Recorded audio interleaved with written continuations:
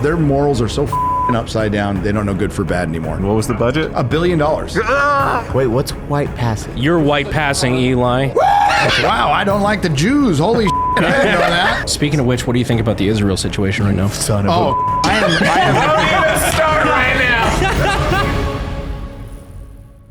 Hey guys, we are officially announcing the dates to buy live show tickets. Unsubscribe is going back on tour. Eli Double Tap's gonna be there. Fat Electrician is gonna be there. Mr. Angry Cops, Brandon Herrera, and myself, Donut Operator, we're all gonna be there. It's fucking awesome. Tickets go live on the 11th of this month. That's Friday. That is Friday. If you don't buy one, you're fucking lame. If you're on Pepperbox or Patreon, we're going to give you guys a pre-sale code on Wednesday earlier than everybody else. We're gonna be in Nashville, November 14th. Norfolk, not Norfolk. We fucking read the comments. November 15th. San Diego on November 16th. Ooh. November 17th at the Granada Theater in Dallas. December 4th in Atlanta, Georgia. We're gonna be in Boston, December 5th. And December 6th in Buffalo, New York. That's my hometown. I'm gonna ticket all the parked cars. Hope to see you guys there again. Tickets go sell Friday the 11th, and we are super excited to hang out with everyone out there. Thank you guys so fucking much. Look out for the DWI checkpoint. You wanna pop that top? I'll pop that this waddy one. top, There you go. dog. Mine. Ready? 3, 2, 1. Oh, yeah. Oh. Mine's splooged. That happens. I do all leak the time. sometimes. Mm-hmm. I do that all the time. Never Common happens problem. to me at home. Yeah. I'm sorry. One of us. That's why Sav's so disappointed every time. I kissed you. You're just so you're just so pretty. I'll get over it, babe. Just give me time. Here's 10 minutes in a Gatorade. Cody, you ready? I need electrolytes. Hi everyone, welcome to the Unsubscribed Podcast. I'm joined today by Eli Double Tap, Mr. Nerdrotic, Hello. Brandon Herrera, myself, Donut Operator, and we're going to talk about how much we love Disney. They're great. Dude. And then Chase now put his face with like a Disney emblem. This is great. Oh, yeah. He's the new Snow White. Oh, that's right. You just Yeah. got to include the bit from Family Guy. Where just don't ride the train ride. Well, we're in a world now like I wouldn't be Snow White if I was white, but since I'm a dude, I can now be Snow White. I know. As long as I don't identify as a dude. Yeah. Yeah. It's the That's world we right. live in. It's Brave great. new world for white men. It's a scary new world for white men. Hi, dude, it's been a while. Your last episode fucking killed. You're at like, we had you at 900,000. You're at 1.1. You're about to hit 1.2. Yep. You fucking killing the game. Doing all right. Hell yeah. Thanks to you guys. No, not that's all I you. appreciate it. Thanks to shitty cinema. Yeah, thanks to Hollywood and the Access Media for creating this giant void in truth and authenticity that where an idiot like me can have a show with 1 million subs, which is insane. Like it hasn't even really set in yet. So You're killing it. You're literally slaying. Watching your numbers, especially during this, and then you're very big on. You're like, yo, this is dope because of them. You were soaring. The reason the little sphere we're in, this little corner of YouTube exists is because, well, you know, us nerds, we would go to those stupid nerd websites like CBR and Bleeding Cool for comic books or Screen Rant. And like we get legit news at one point, like years ago, but then 2016 happened and like Hollywood completely changed overnight. And all of a sudden, like the Colliders of the world, which is on YouTube, just got overtly political and then started attacking fans. And once you started attacking fans, they were done. They just didn't know it. That they still don't know it at some point. Yeah, and the whole, fans, like, it's not good because you hate women. Not Yeah. because it's not good, but because you hate X group. Tell the fans what they are doing wrong. That always fuck you all. works by the way. every time. And they move the goalposts, right? You all suck. First you didn't understand it. Right. First, you don't understand it. Like the new one is media illiteracy. Like you don't understand how good The Last Jedi was. No, we understand that it sucked. And then it was Star Wars was always political. It was always woke, which it wasn't. And now it's just like, well, you're just a bigot, you know. And it just rotates through those. cycle. It's a cycle of retardation that we have to deal with all the time.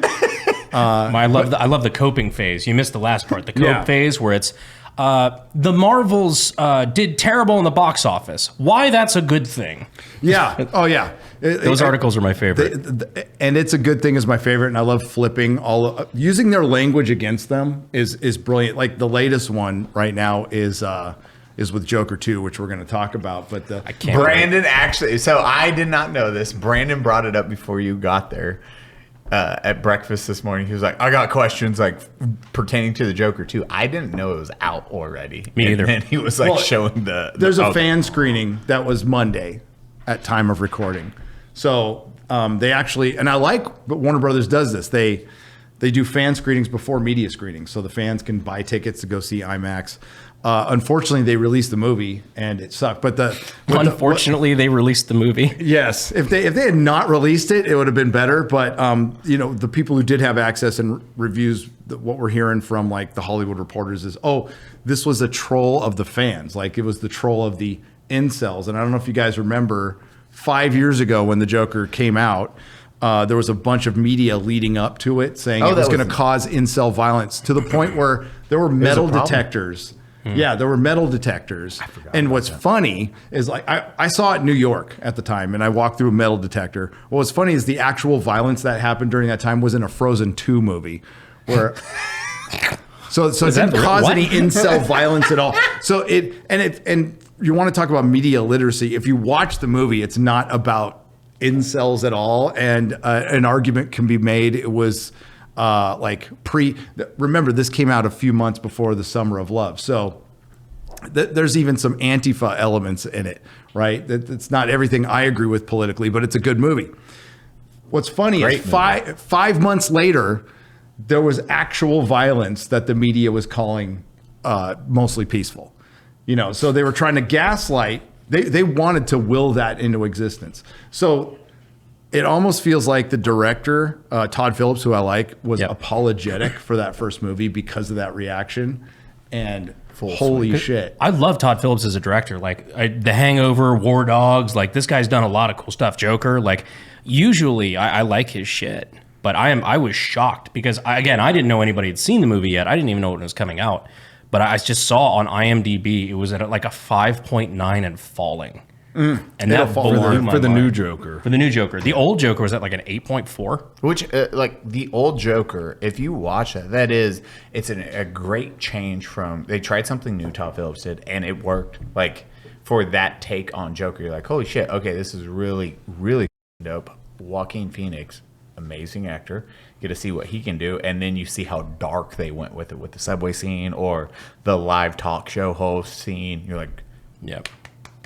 Yeah, it was really a slow. fucking cool. Like nobody wants a Joker origin. He's never supposed to have an origin. I didn't know I wanted the movie, but when you see the slow burn and it actually leads to this really open-ended ending, which is, was it all in his head? Was half of it in his head? What's going on?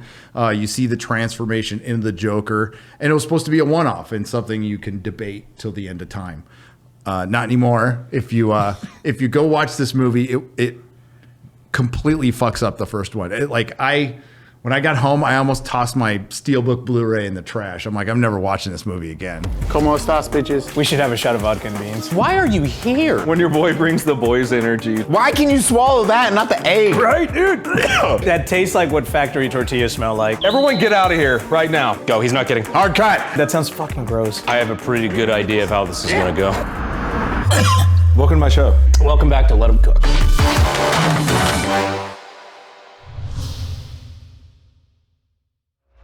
without spoilers, can you say like, hey, this was a... So Brandon, this morning you said it was like a musical. Yes. Yeah. It's a musical with Lady Gaga, which at first when I saw that, I was like, wow, that's bold. I'm holding out. I have faith. I like the director. I'm willing to give it a shot. Now I'm hearing all this shit, and I'm like, I'm not even confident I'm going to go see it. Yeah. Even like, I think the audience and the critics are in a rare agreement on this one, not for the reasons why, but they both pretty much think it sucks. And I saw it and it sucks. And I respect what he was trying to do, but the musical bits are the worst part in it. They stop. It feels like the story's going somewhere. And Well, the music doesn't even fit to what's going on in the scene. Usually a musical like tells the story. It's just we're gonna sing some oldies in the middle of the scene to pad some time. I don't know. And I can't tell you the difference. There's different style of singing. There's actual singing, and then there's this like mumbly. It's like a normal person singing a song, like okay, singing a song. It's like that's what it is. It's freaking terrible. It's me and trying to sing. I think it's a troll. I don't know if it's troll of the audience. I don't know if it's troll of Warner Brothers. It was trolling the film, but like, this one cost $200 million. Jeez. The other one cost $55 million. 188 went to Lady Gaga. Yes, Fair. and Joaquin Phoenix. They're trolling the investors. Yes. Whatever is, they're not going to be trolling the box office because people aren't like the tracking is horrible for it. So I think it's going to flop. You think they like him doing the dancing scene down the stairs in the first one? They're like, we should make a whole movie of this. Maybe. I hate Cody. Oh, I hate that that's probably what happened. They're like, look at all the memes that came from him, this. 'Cause everyone and the loved little, that scene. The little version of him. Oh, this will make it viral. I forgot about the little Joker meme. That was pretty good. I guarantee that's what happened. Cody, yep, that's exactly what It's happened. hard They hit to that one say. staple, and they're like, Hollywood's blend of like retardation and incompetence is unbelievable. Like, being in charge of a lot of money, by the way. what was the Mobius is the perfect example. They took that meme. Morbius? It's Yeah, Morbius. Morbius. Yeah. Morbius. Look, It's they Morphin' time. It's Morbin time. Yeah. Yeah. They took That was so time. fucking funny. a meme, and then Hollywood, in their infinite wisdom, were like, "Oh, we need to relaunch this They because did. it's taking off." And then they made like 10 grand, I think. I don't know about 10 grand, but they didn't make much. It was they lost money re-releasing it. That was the Hollywood version of the fucking AMC stock troll, is Yep. what that was. Yeah. Yep. I just like Hollywood bought it, and they're like, "Bro, it's taking off. We need to put this back in the theaters. They want it." And then it's like, Well, while they were writing the new Joker, was that not during the writer's strike while they were writing that? So I think so. So they were pulling from the bottom of the barrel. I mean, maybe, most for everything people we're to seeing write it? was either around that time. I don't know for sure, but Todd Phillips said he didn't want to make a sequel forever, and they just backed up enough the Brinks truck with enough money where he's like, They fine. suffered from success where it did so fucking well in the box office. He's like, all right, I didn't want to make one, but 20 million is 20 20 million million is is 20 20 million. million. And that's how much Joaquin Phoenix made. I think Lady Gaga made 12 million. And they're going to lose tens of millions, maybe I'd make hundreds of Passion of the millions. Christ 3 if you offered me $20 Yeah. million. All right. I'm going to figure out how to make this script happen. just funny. You know, 'cause fucking Jesus coming in like T-1000. Yeah. Well, I mean, it could be Judgment Day. I mean, you could do it. Yeah. Right? Eli, like, Schindler's List 2. Yep, 20 million. I'll do it. I'm going to find a way, dog. He's going to Everyone kick has a off the price. fifth right just to make a documentary about it. Everyone will find a way to make that happen. Lady Gaga's your star. I know, it's like, but Schindler's List 2. No, we got Lady Schindler Gaga. has to be Schindler has to be a black lesbian. like a space witch. Yes. Yeah. Like a real hero. Yeah. A real hero. And a real human being. Yeah. I think this is more offensive. I don't know why. It just feels more offensive. I love how you like, who's a Jew? I don't know, Lady Gaga. Oh, I wasn't even thinking about that. I was like, God damn, Cody. no, You're like, Lady Gaga could still be in Schindler's List too. I'm like, Yeah. shit, dude.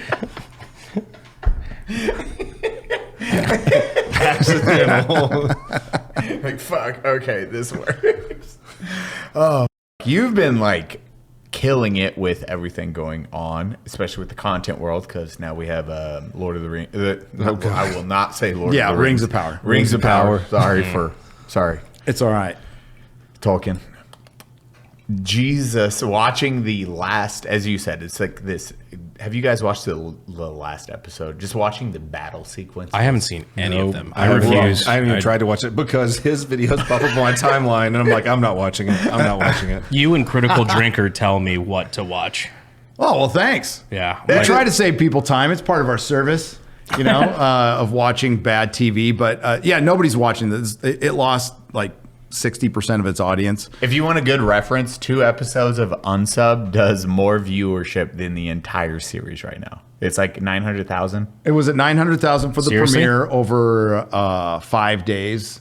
And I'm sure you guys could eclipse that easily. Okay, the budget. The budget was insane. What was the budget? $1 billion. This show cost holy fuck, $1 billion. This is $1 billion. And they just had their worst episode. For season 2? Yeah. Was it $1 billion? Well, it's in totality. total. Okay. Okay. God, I was gonna say. So it was like You made it 465 better. million for season 1, and then they moved from New Zealand to the UK, which cost them money, and then they had to rebuild all the a special studio just for it. So yeah, it's well over $1 billion. Because I know they had to buy the rights from the Tolkien family. They right? did, and it's just some of the rights. It's the appendices at the end of Lord of the Rings, basically at the end of Return of the King. Yeah, 'cause- they can like use some stuff from the books. It was they ended up it's cheaping worse. out on these. What is it? The this doesn't Silmarillion. Yeah, they couldn't get they could have, and they didn't for some reason. And then they hired a Lord of the Rings, a Tolkien expert, and then they fired a historian. Shippey. Sorry, and then they fired historian because he was arguing. It's like, hey, that It's just like the Henry Cavill Witcher thing. Yeah. Like, hey, this is trash. exactly. this not work. Orcs and elves wouldn't have the orcs and the elves come together in a battle and have a talk off. They parlay. They do it. It's fucking insane.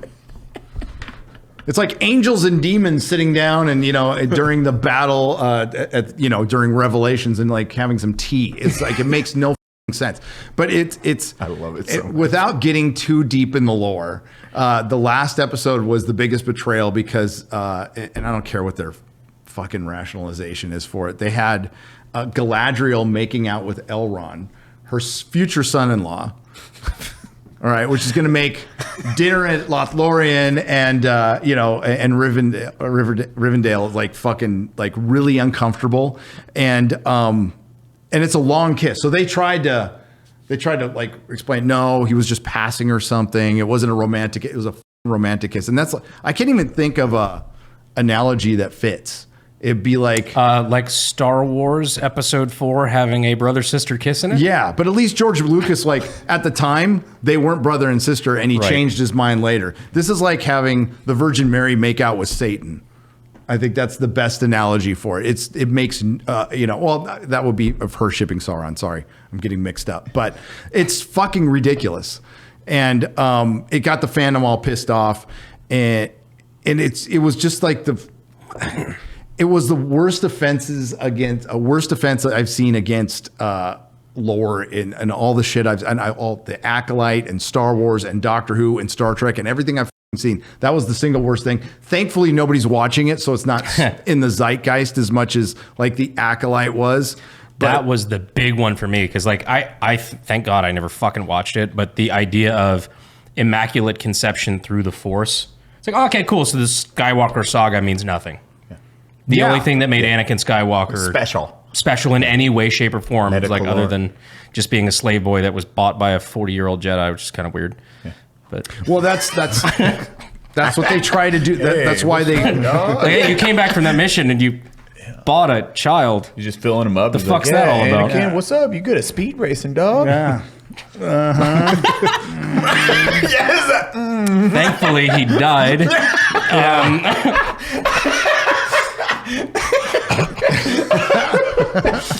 You just made Darth Maul the good guy. He's just saving fucking Anakin from trauma. That old man just bought that kid. Yeah. Well, by the time Disney's done, Palpatine is the good guy. I mean, like, did you see The Rise of Skywalker? I agree. Yeah, the Acolyte was something else because I think it was whatever last vestiges of Star Wars fans that were holding out hope. I think that was like I don't know why that was over the line. There's so many other great examples, but the Acolyte was so predictably bad, and that the power of one, the power of two, that witch scene went so freaking viral. I couldn't believe it. If you were just taking clips out of the show at the time on Twitter. Explain to Cody what this is. Because Cody, you have no idea. Okay, I saw that let's set bit this too. up. Like I said, I started to, I thought about watching it, and then I would just go to your thumbnails and I would watch a couple of your videos. I was like, I'm not watching this shit now. I watched that. That came across my Twitter, that scene, and I thought it was actually no. It was again Critical Drinker. I saw the little clip that he put in his video. I'm like, that's not edited. No, That's somebody's final draft. Yes. What's the witch scene? Okay. Okay, so just like with Galadriel making out with Elrond, these scenes make it past. Hundreds of people. I mean, that might be a high estimate, but we're talking about agents, executives, executive producers, script supervisors, line producers, everything. So let's just say 80 people. It makes it past 80 people going, I have no problem with that.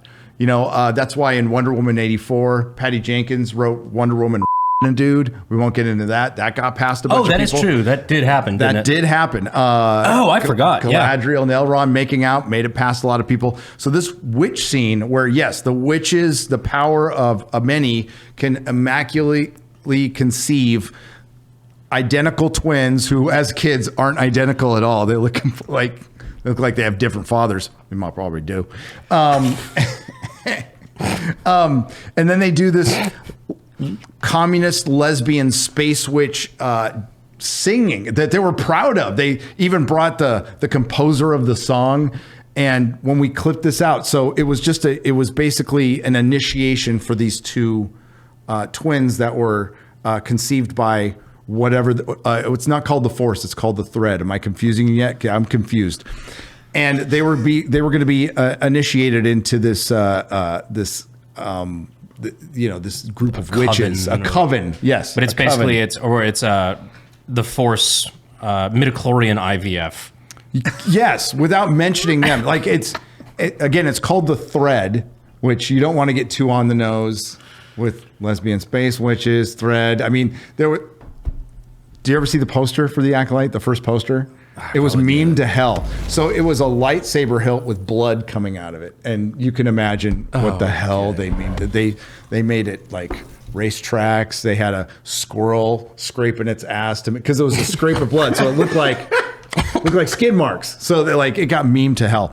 So yeah, so they initiate these two girls and they do this fucking song, and I clipped it out, and other people did too. If you clipped out anything from this show, it was getting millions of impressions on X at the time. You were getting about 1 million to 2 million views per video. Yeah, that during that entire Acolyte series. Yeah, that was a great time. That was a good month.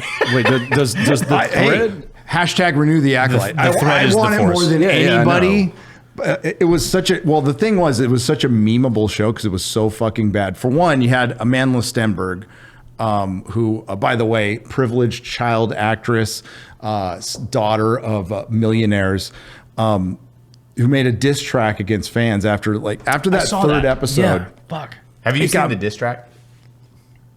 No, I tried not to click on it. The laughably bad. main actress made a diss thread because the series was like, people were like, this fucking sucks. Also, your acting is absolutely horrendous. You have no emotional range. She made a diss track to make fun of the fans of Star Wars. And all of her coworkers were like, yes, queen. Like, Okay, they so were all about it. Was they the weren't. thread ever in any of like the No, lore? they ever? just made that shit the up. dozens No of canon. novels that Star Wars has had. Hundreds. There's never been Hundreds. of novels. Nope. No, No, Oh, okay. there's been space witches, but there hasn't been a thread. Now, the And space witches come from the outside Extended universe. from the extended universe, but from outside the galaxy, and there's some inside the galaxy, And they're right? powerful, Depending on like, book, and I but haven't read every evil. book, but there's people who know it far better than I do. But they just Don't made worry, up they'll let us know in the comments. They will, and I love you for it. No, they made up this coven of lesbian communist space witches, and I say communist because that's what they were. That it was it was just a freaking communist theme. They needed no men. They just Nick made would some love girls, and played by Amanda Stenberg. As I said, she was so great in her role. She played two different roles exactly the same way, like brilliant acting. And yeah, she got pissed. So she made a diss track against fans that got memed to hell. And like the backlash was dying down until she did that. And it went to the stratosphere after that. It was crazy. It's everyone else's fault though. Yes. Oh, it's the fans. It's always the fans' fault when it comes to Disney. And that kind of marketing comes straight from the top. Are you ready? Babe, let's bring out Big Daddy. Not a bad idea. Who wants better sex? What'd you do with my wife? Don't worry about that. She's fine. The best way to get started is by going to adamandeve.com. Adam and Eve is offering 50% off just about every item, and that includes free shipping plus rush processing. Where is she? Didn't I already tell you that she's fine? Adam and Eve wants to make your life easy. Plus 100% free shipping and rush processing on your entire order. It doesn't matter how much you spend or what you buy, all of it will be sent discreetly, fast, and to you for free. Why do you keep doing this? Bring more pleasure and satisfaction into your bedroom. Just go to adamandeve.com and select any one item. It could be an adventurous new toy or anything you desire. Just enter offer code UNSUB at checkout. That's unsub, UNSUB, at adamandeve.com. This discount is specific to this podcast, so be sure to use code UNSUB at checkout. 100% off free shipping and get it fast with rush processing. Code UNSUB. When I did the Rings of Power coverage for the first season, I had people from Amazon reaching out to me afterwards, and people who worked on the show, who currently worked on the show, and fed me all kinds of shit. Oh shit! Oh, like behind the scenes, they were like, "Dude, this is so bad." What were they saying? Yeah. The stuff I can't. I made a video called "The Rings of Power: The Making of a Disaster." It came out a couple of years ago, but they. Can I guess real quick? This is Eli separated from Holly for 10 years, better of 10 years, I think 8 years. Chase knows he just came from the level of insanity, just guessing on this, you will see, first off, you cannot, it is so hit with the DEI, and then they will rewrite shit to, it doesn't matter what the mass audience wants. It's like, how do we cater to a specific audience? I think the key word is new audiences. The modern audience that doesn't exist. And then it is catered around that. It is how everyone's hired, how everything has to be handled on set. It is a multi-layered problem, and it doesn't get better any which way. And then if you're outside of that, you will get pushback instantly. Like if you voice a reason like Henry Cavill for The Witcher, it's like, hey, this isn't how this would go. What the fuck's going on? And then immediate pushback.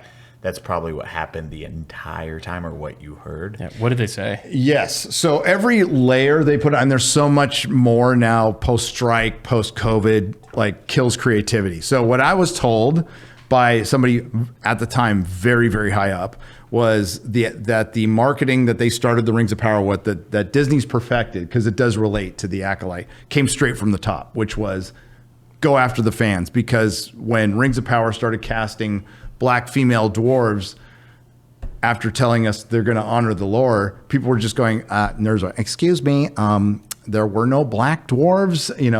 They dwell in mountains, and Tolkien never explained what female dwarves look like, right? Other than beards. That was it. Which they removed from the once Amazon came out and Disa didn't have a beard, they actually removed it from the Tolkien Gateway, which is like their Wikipedia. They removed it. You think they would have want women with beards on there? Well, they did it now.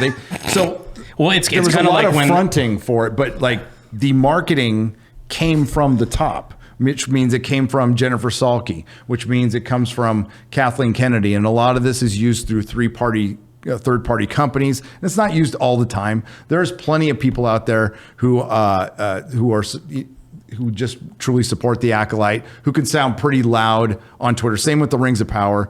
But there's also an argument to be made that wouldn't it be in the company's best interest to hire a third-party company for plausible deniability to drum up what looks like interest? It's toxic positivity is the term now, but drum up a false interest in something where it's easy, on X Twitter. And it makes sense because that's the shit they accused us of back in the day when it's just bots. When you just troll bots. Russian bots back in those days. Like, what the fuck are you talking about? I'm not gonna pay money for somebody to downvote Captain Marvel. I'll just say it sucks. I don't care if people like it.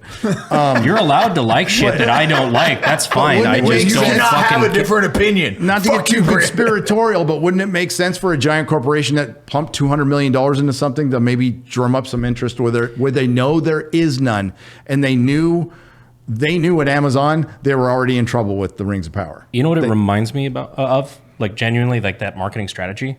It reminds me of like the book "Trust Me, I'm Lying" by Ryan Holiday, where they would they'd put up a poster, like I think it was like, I hope they serve beer in hell. It's like objectively, I think a trash movie if you look on IMDb. But he was part of the marketing campaign, and what they do is they put up a billboard in LA and then deface their own billboard so it would show up in news articles and shit like that. So there's all of a sudden conversation started about it. So like you are putting out garbage so that they will throw shit at it and you can throw shit back, and all of a sudden there's discourse. There's actual discourse where there shouldn't be.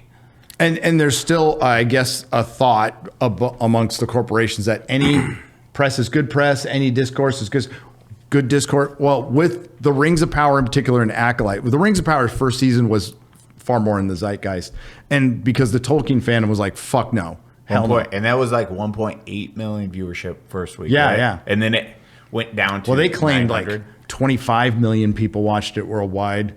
But by the end, it lost 63% of its audience. Because you lived your dream. The fuck do you find these people? Yeah, I don't know where they find them either. But like the comment sections, and that's where right around where YouTube had, it was because of the White House, by the way, but and maybe Disney, but they got rid of their dislike button.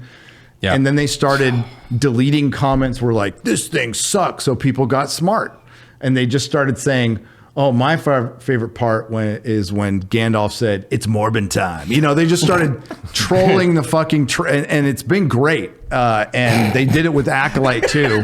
Gandalf saying it's Morbin time. If you want Gandalf all over the place. If you want to have a good laugh, go to the Rings of Power season 1 or Acolyte comment sections on YouTube. It's fucking hilarious. Like people got so creative with that. It's so good. And it was amazing trolling. And they can't stop it. So you can't, they were just automatically deleting certain keywords. So they're just, all right, well, we'll just roll into it and we'll fucking clown you to your face. We don't have to say it sucks. And that's better, you know, and because mockery works, and it led to the Acolyte getting publicly canceled, right? That should be your next t-shirt. Mockery works. It does. That's a really good. Mockery works. It does make somebody feel foolish, and that's great. That's by putting a mirror up to their face, like, I'm going to use your language against you, and I'm just going to, like, these are the things you're telling me. I'm not making anything up. I am just reflecting back what you have told me, that you have prioritized identity politics. You use terms like white passing. I was talking about it in a stream earlier today. Pedro Pascal gets cast in everything because he's white passing. That is somebody I heard from Marvel. That's why he was cast as Reed Richards. His first name is fucking Pedro. Yeah. Wait, what's white passing? What's white passing? You're white passing, Eli. This is a term where we can put somebody in that's diverse, but they can still pass as a white guy by replacing a white character. This is how fucking insane they've gotten, right? And they're the ones that, I mean, they brought back, and the media brought back, person of color. They're the ones who call people marginalized all the time. We were talking about it earlier. Marginalized people don't know how to use apps. They don't know how to use the phone. They don't know how to use computer. They can listen to how that fucking sounds. Are just finding out about YouTube. We thankfully have a very strong white leaders. Yeah, exactly. I was able to teach them. This. Yeah. You're Eli part didn't Mexican. know what YouTube was. You can do more than clean my pool, you know? No, I can't. Yeah. Eli and Brandon came along. I was like, guys, there's this podcast thing. I don't know. You're not going to understand it at first. I'll lead you through it. There's this YouTube thing you guys can get into. And they're like, see? It's called an app, which is short for application. What is the yard? How much space is it? $50. I can't show. I can't show your YouTube.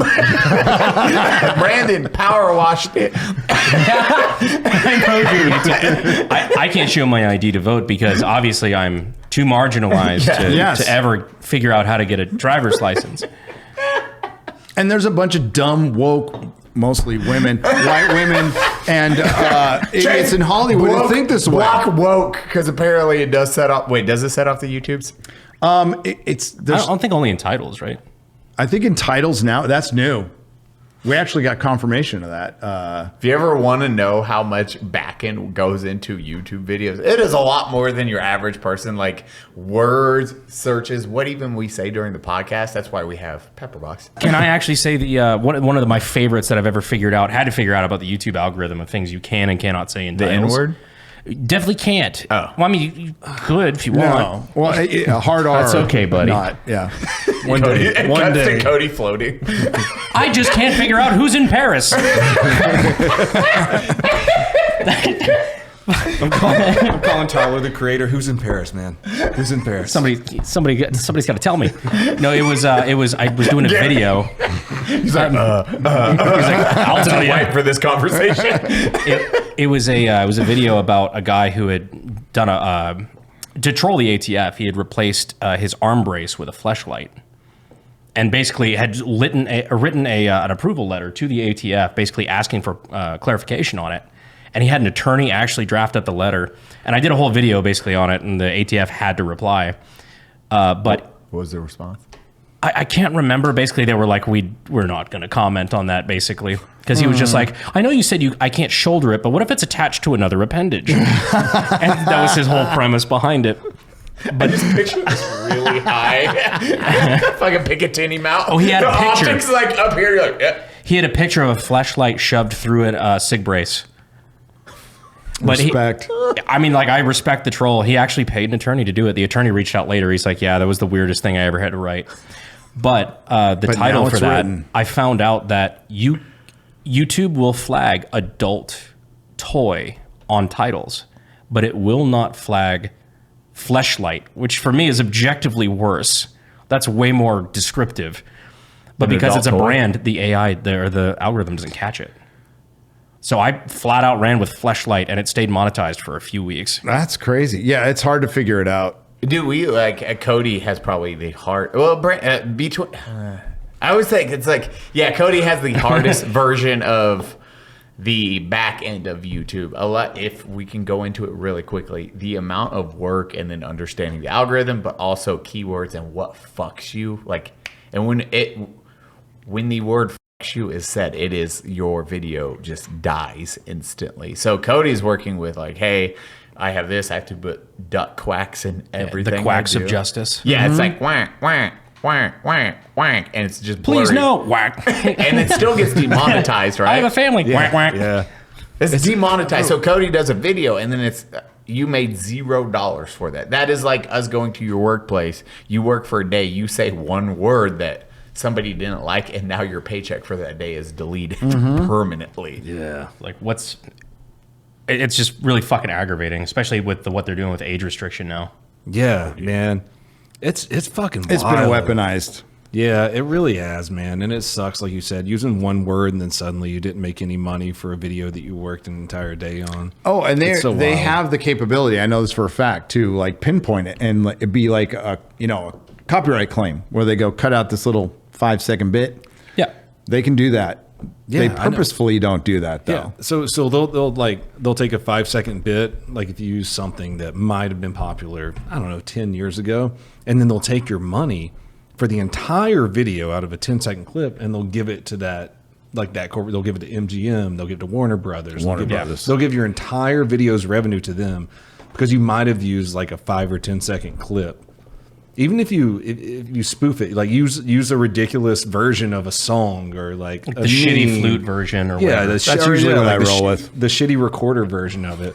They'll be like, no, that was our original song. And they'll take the entire revenue from your video from a 5-second clip. They've gotten me for covers. How dare you? Exactly. They've gotten me for covers, though, where they're just like, oh, you're using the melody of a song that we own. Well, you just got hit with going back. And now with gun tubers, it's terrifying because you just got back. Your old videos just got demonetized, and you're not the only one. They're hitting everyone. Oh, not demonetized, age restricted. Age restricted, because like they'll age restrict full auto stuff now. And the thing that irritates me is that look, if you guys want to be honest about this, I will play by your rules. It's your platform. If I want to not play by your rules, I'll create my own platform, which I did, Pepperbox. So, but if YouTube wants to play the game a certain way to appeal to their advertisers, I'm totally okay with that. I will play by your rules. What I cannot fucking do is create content for what your rules will be in 5 years. Yep. So like if they roll out new rules, whatever, as long as they grandfather the old shit, fine. Because like you were the one who confirmed it monetized. I had a manual review. They said it was okay, and then 3 years down the road, you change your rules and fuck me over. Also, being clear on everything. They do like communication of how some of these rules change because they won't tell you. Like, No. But you can lose your livelihood over it. Yeah, real like instantly. And there is times when like Brandon, you're at one strike because one video. Yeah. But and then you're like, So- in hindsight, and you own that. You're like, you know what? That's on you. Yeah, like for example, the Shinzo Abe video. I'm like, all right. As soon as my YouTube rep explained to me why I got a strike for that, I'm like, all right, that's fair. Which that video is now on Pepperbox. Yeah, the only place you can see it, I think. But you own that. But that's what's scary about it. Is imagine your job, whatever you do, it is something that gets instated afterwards, and then immediately it's like, oh, your job's gone. Period, and you cannot do it again. What I hate though is like having conversations directly with. Okay, so I love being able to have conversations directly with YouTube. I'm glad that they're open and they're willing to communicate with us. Like that's a net positive. I'm not taking that away from them. What I hate is how smug some of their people are when they say like, "Oh no, we're not taking away your job. We're not taking away your ability to make money. All we're saying is that if you and we're not saying that you can't make that kind of content. We're just saying that we're just going to reserve that for an over 18 audience." It's like. No, what you're telling me is that nobody's going to be able to fucking see it. It's going to be tanked by the algorithm. Only people that are signed in and above 18 can see it. And so you're taking away 90% of the fucking views on it, and I get no money. So yes, that is what you are doing. Because you were telling me I will not be able to make a We career fixed the off this. glitch, Brandon. And the same saying, in the same statement, they still say this won't affect your viewership. That is bullshit. That is utter bullshit. Don't they say it? Just this even doesn't restrict it, demonetizing. right? Oh no, you're 100% right. I'm just getting fucking aggravated I about was it. like, well, I'm right. I Well, swear for they said age this restriction, you need to be logged. Brandon, your face look. So no, the slow pan in on that. No age restricted video shows up unless you're logged in, and there's a surprisingly high amount of people who watch your stuff who aren't logged into YouTube. Oh, You yeah. just go search it without logging into the app. Even if you're a 45-year-old man, you cannot watch age-restricted content unless you are logged in, have Logged a in. Google account that is verified Yep. over 18. And then being simply demonetized kills. Now this is the one they claim no, it doesn't affect it at all. That's total bullshit. I have so many examples of the things going up and then they get demonetized. It just stops. I think Cody has like it's like this doesn't affect you, and Cody's viewers is like, pfft. Yeah. Well, they always say monetization doesn't affect your viewership. And then, like you said, it's videos climbing, demonetized. Ugh! No money. Nope. No viewership, no money, nothing. It must be crazy for you guys right now. It's getting worse. Yeah. It's getting worse. That's why I'm glad to have alternatives. Yeah, and it's building those. It's not complaining. We still love, we still are like, yo, YouTube has provided this amazing experience and a network and everything we get to do. Then it's that offset. It's like, hey, do the extra work to build something, which then everyone gets to have a good time, have fun videos, not worry about censorship. You all get an amazing experience. If you want to pay it, you still get everyone's content. Again, that's the most important part. It wasn't everything's behind a paywall. Everyone's still, we care about you guys. That's why it's like, hey, let's add additional things, which is censorship free, blah, blah, blah, blah, blah. For me, the frustration goes beyond that because I think, firearm content is just important to have, period. Mm-hmm. And like for me, I do like firearm stuff. I do like safety instructional shit. I do a lot of like firearm safety, how things work, like things that I think are important, especially with culture war stuff. I feel like that's extremely important to have that out there and to reach new and bigger audiences. You basically disprove a lot of the disinformation about police shootings and different things like that, and you give a refined perspective. I think there's a huge place for that. That's YouTube important. My thing is like, it's not just about the fucking money. I've made a lot of money. That's fine. It's not about that for me anymore. It's like, I feel like, okay, could I off to another platform where I get like 5% of the viewership and still make as much money? Sure. But like, YouTube is where the popular conversation is. And if we're not reaching that next generation, we're fucked. Like, we need to have our voice heard on a on the open platform of discourse. That's why I love Cody's content. Cody's content is doing a service to everyone because you still point out, like, even if it's a bad shooting where you're like, hey, this dude's in the wrong, the police officer's in the wrong, you still cover that. And then you're like, hey, I'm fucking tired of this. This is what makes the good ones look bad. It's not like you're picking and choosing. You're like, you cover both sides. And I think that's where a lot of people don't understand is you're not choosing a side. You're like, you want to do the best and you want to present that information without all the hoopla and the stories behind it. Cody, here's the stories that, again, if you don't know this, Cody reaches out to the precincts, you get all the information, you get the footage, and then you break it down from a police officer's perspective and somebody that just cares about, like, hey, as a whole, I care about everyone. America first. I want everyone to be, like, how do we move ahead? And you do that, and then people still gets restricted because violence or narrative. Dude, I censor my shit as much as the news does that you watch on public TV. Probably more so. Yeah, probably. Yeah, exactly. Man. I just found out you did cop content. I thought it was just duck sounds. Yeah. No, I censor it. I can't even play gunshots anymore on YouTube. That's where the duck comes from. The quack of justice. It's ridiculous. I'm trying to... Like, I'm not saying, like, hey, every police officer is a great person. No, I'm saying, like, there should be more training. Maybe not defund them. Maybe give them a little bit more money so that they can train and not shoot people more. And it's like, no, you bootlicker piece of shit. You love every cop. You love when they shoot the black people, don't you? It's like, no, I've never fucking said that, man. No, and the perspective is Cody's just like racist as his best friends and business partners are like Mexicans.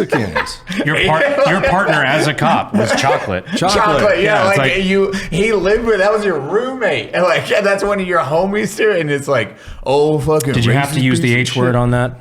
Really? Which one? Homos? There's so many to choose from. Yeah. And that's why it's like Cody and it's crazy from the outside perspective watching this narrative that gets built for Cody. Even Brandon. Like, Brandon is a alt-right person, hate, and you're like extremist. I was like, yeah, he's a racist. I was like, I didn't know that, Brandon. That, you know, I made that joke from the very beginning of my campaign when I first kicked that off. That was what I said before any of this fucking happened. I'm like, man, I just can't wait to find out of all the things I didn't know about myself. Yep. And goddamn, did I find out some things. So, wow, I don't like the Jews. Holy shit, I didn't know that. Well, no, that was the fun part. Like, if you're on Twitter, it's like, I either hate Jews or I fucking love them. Like, I'm either sold out to them or I hate them. Both are apparently, it's like, what is it? Not mutually exclusive, man. God, what is the principle? Help me on this. The cat. Schrodinger? Oh, yeah, thank you. Schrodinger's cat. When anti-Semitism came up, I got concerned. No, okay, that was what it was. It was racist shit with the Jews. It was Connor's like Schrodinger. Schrodinger's How did you get that? Hitler? How did you get that? That's what it was during my campaign. It was Schrodinger's Jew. I either hate them or love them, depending on who you fucking ask on the internet. Schrodinger's Jew. There's so many jokes there. Never mind. No, go for it. I'm already put myself out there. Hey, go. I just like you, like Connor. Connor's like Schrodinger. Because I was thinking, I'm like Pavlov's dog. Fucking the thing with the cat. And you're like, yeah. About anti-Semitism and then pointed at me. Oh, man. Sorry for the unintentional collateral, but that's going to be the new thing on the podcast. Schrodinger's Jew. Yeah, everyone's going through like all those things and it's crazy to see. I'm still surprised. The podcast gets the only hiccup we get is like they're political. Fuck, we've never like literally touched base on politics. Speaking of which, what do you think about the Israel situation right now? Son of a bitch. Don't even start right now. Don't you even start. I go from we're not political to be like, well, There's the joke. I never talked about any of this shit during my campaign either. We never talked issues on here because like it's not the time and place. No, and everyone, we're just bros hanging out. We're having fun. And I think it's breaking that normalcy that everyone's like, oh, you turn on the internet and you're like, God damn it, because everyone starts to go towards that and you're like, I just wanted to hang out with the bros, watch them get drunk or talk about fucking Star Wars, anything, gun builds, whatever we're doing next for content. And that's what people are happy, or just laughing at the word retard. We love that one. Thank God that's come back. Yeah, retarded space lesbians. Can we get back to that? Really Sure. We've completely, I feel like the internet has retaken retard. Oh, yes. We love that word. It's a strong word. It's one of those, strong word. Retard is the hill I'll die on. Yeah. I'm not letting go of that one. I've let go of too much. No, far too much. And it's healing. And yeah, once we get some more gamer words back, we'll know we're a proper society again. Chase is doing timestamps right now. He's like, remove. He's like, God damn it, guys. I told you to stop doing this. When Chase is in the room when we're recording, I always just see like the meme of like stress 99%. Chase is killing. By the way, bro. Just fantastic editor. Transcript. That's a great way to do that, by the way. If you want to take those things out, just run it through the transcript. It's not perfect. No, but it helps. Time saver. No, it's not perfect. You're right.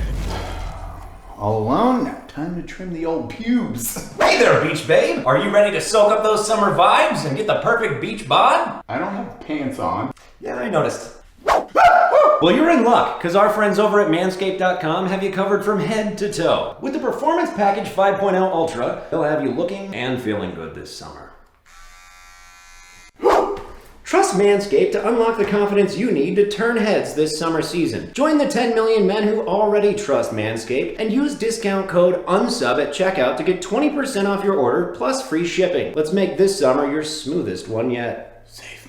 Keep your ear and nose as tidy as your hedges. With the Weed Whacker 2.0 ear and nose head trimmer, you'll be looking classy as ever. The updated Lawnmower 5.0 Ultra groin and body hair trimmer got a summer makeover. It's waterproof now for all those times you need to shave your groin or body hair at a pool party. So get 20% off plus free shipping using code UNSUB at manscaped.com. The summer sun is here to stay, so trust Manscaped to keep those pubes at bay. Oh, Deadpool. Going on to Deadpool. You loved it, but also the story.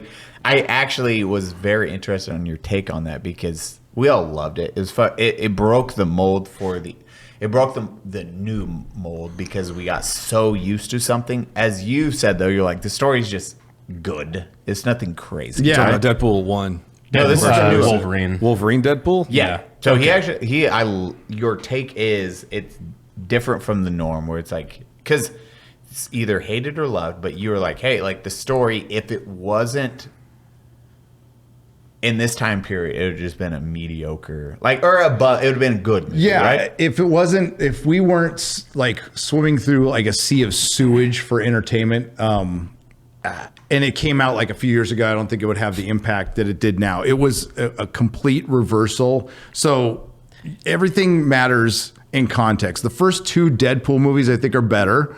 They have more heart. You'd say more 2 soul. is better? Yeah, I think 2 is better than 3. Yes, I absolutely do. Because it's more of a Deadpool story.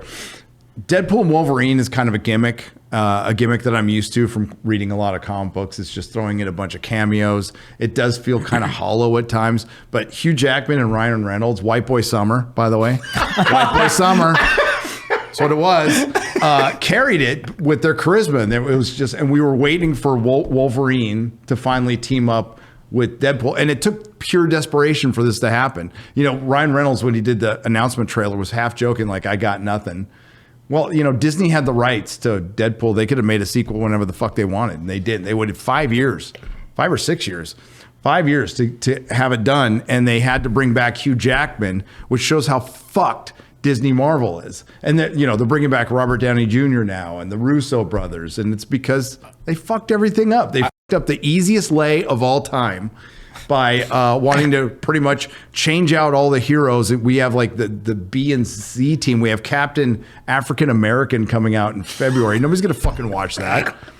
Nobody cares. Oh, but you don't understand. Indiana Jones is Red Hulk. A 90-year-old fucking Indiana Jones is Red Hulk. Wait, what? Yeah, Yeah, Harrison Ford. straight up. Harrison Ford is Red Hulk.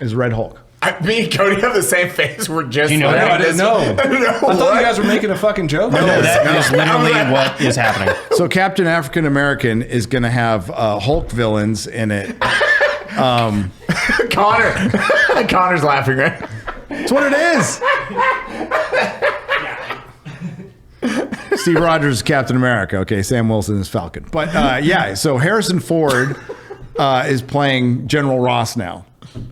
Because William Hurt passed away, so they found an older dude who could die any minute. So I hope Harrison Ford lives forever. So they found an older dude to play the Red Hulk. And I won't Wait, get is he playing Ross? He's playing General Ross, yeah. You're Oh, I didn't know that. Yeah, General Ross is the Red Hulk.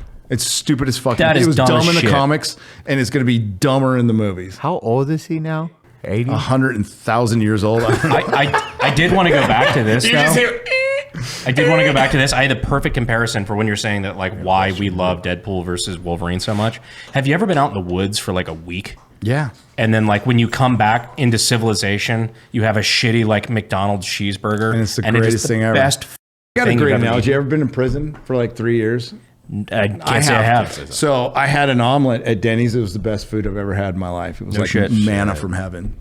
Sorry to interrupt. That's probably a much better Yeah. analogy, considering the time frame we're talking about, since there's been a good Marvel movie. Yes. Yeah. But that's what it is. So it's in context of like, there's been so much shit. We finally just got something that was fun, that wasn't preaching to us or trying to subvert expectations or replace a character with a chick. We're talking about the Acolyte, that South Park episode that came out. Put a chick in it, make her fucking lame and gay. Put a chick in the linguine and make her fucking gay.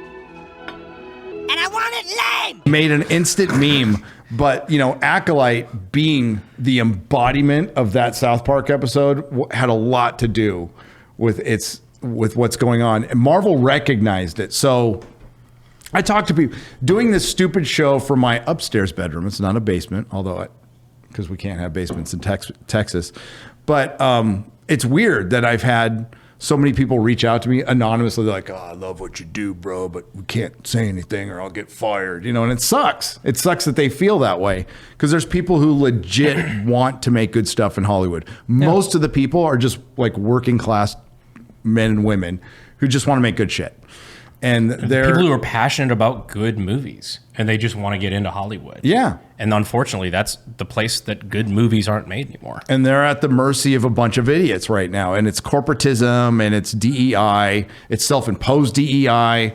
But like Marvel recognized, like they saw what was going on. Across the hall at Lucasfilm, and they're like, "We're not going to do that anymore." Well, when we were just in LA. Remember landing in LAX? Oh, you're talking about the witch thing? Yeah, the posters for it's Agatha all the way.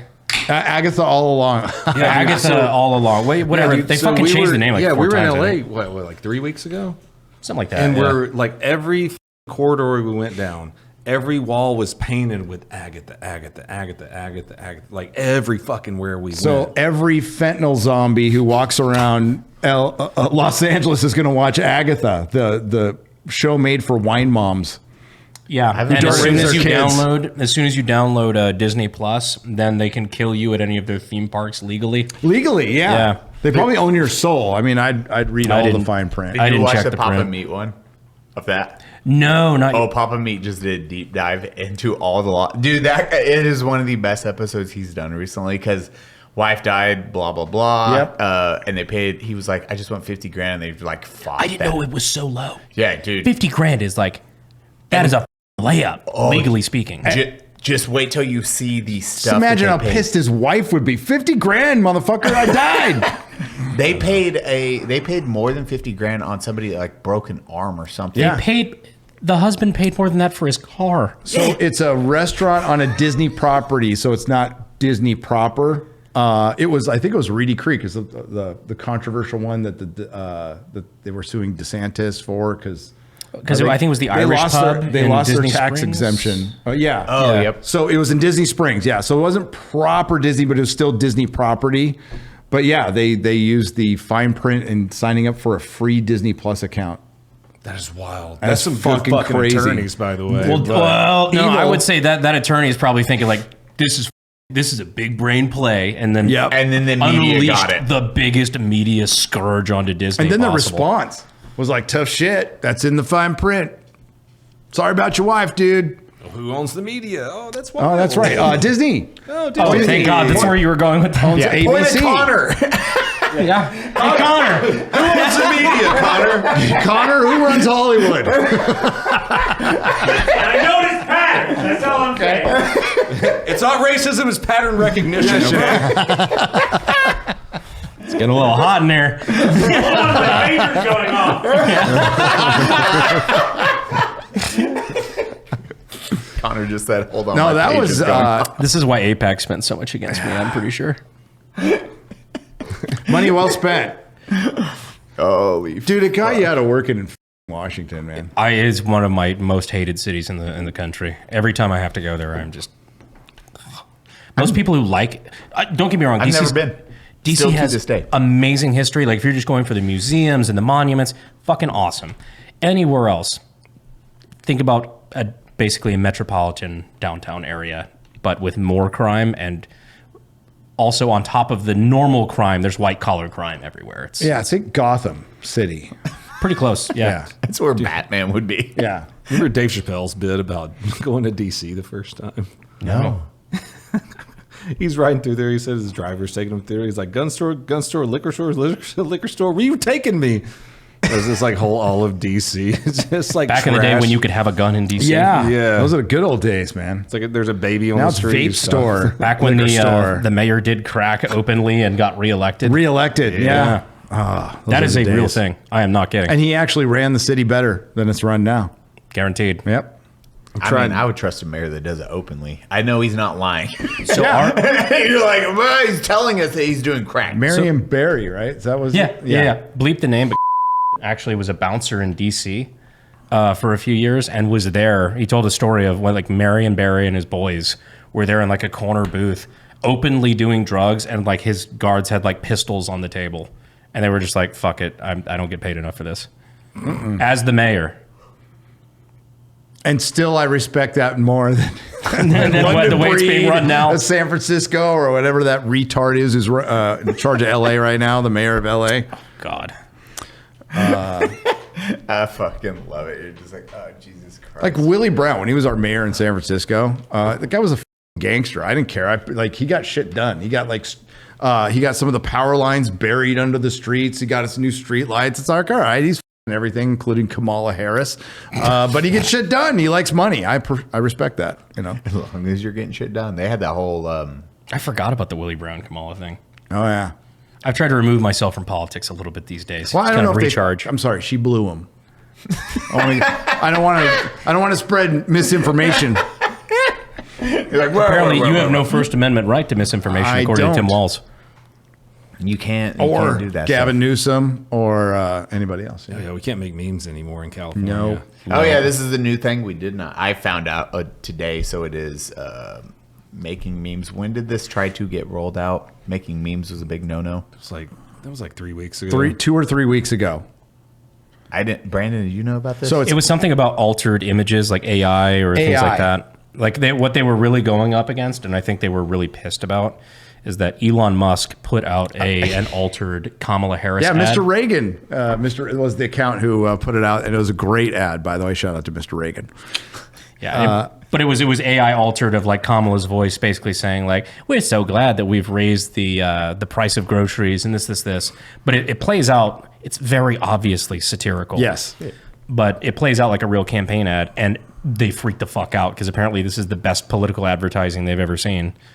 Because the political establishment is behind. The political advertising establishment is like fucking 2 decades behind. I've seen that from the inside. Yeah, we got to watch it. It was insanity watching. And people at ground level or even the viewer, you do not understand how shady it is until watching what they were trying to do against you. But even then, I was just like...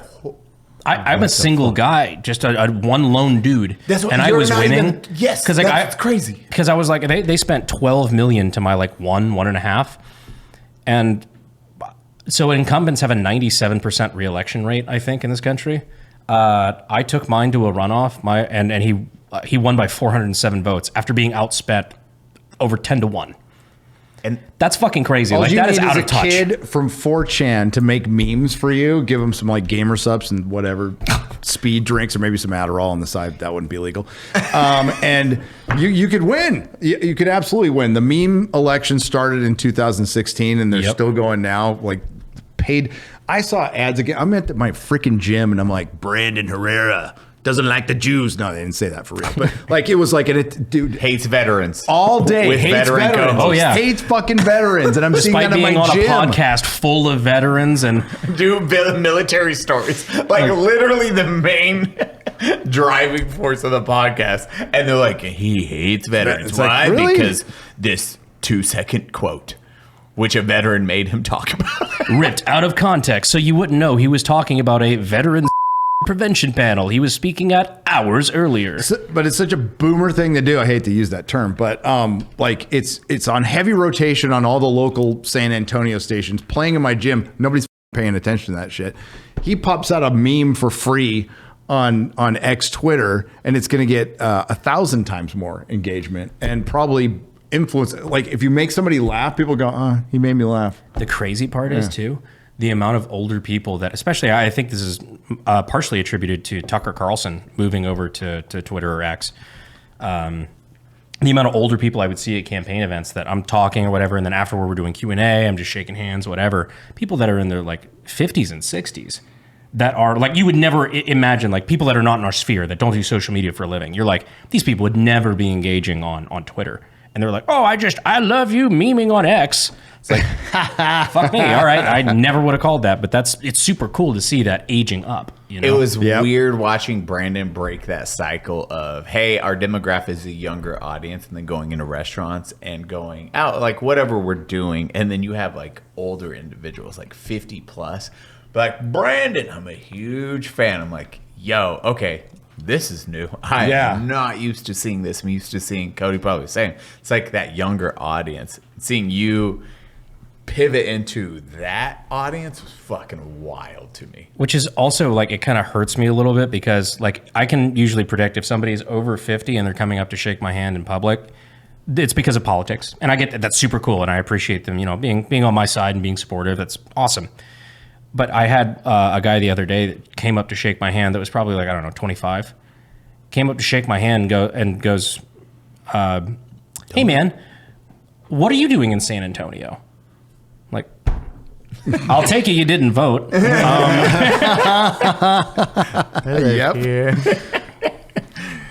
It's your boy, Brandon. Mm-hmm. Yeah. Been living here for quite a while. A little bit. Yeah. So what next? What's your next thing after like Rings of Power? Because we have how many episodes left of that? And then what's your next? Thank God. Dude, you hate it so much. I hate it. My favorite part is like, as you were saying, orcs parlayed, and then orcs have families, and it is such a sensitive shift orcs from, that don't want to go to war, that they're worried about their kids at home. Little orc suburbs. They're taking little. The orcs are really just victims of Israel. Yeah, they're going to. I got in trouble. Looking right at you. Pointed trap. I think Chase put up Trout's face right now. That episode, some of our thumbnails. He's just goose stepping out, walking with his hand up at a 45-degree angle. Yeah, like little Gorebag wants to play, softball with like, human heads. But yeah, we were playing with our thumbnails for that one, and I went light, but we had like free Mordor and From the Anduin to the Sea. Oh no. Okay, so I'm glad we went the same direction. On that. Yeah.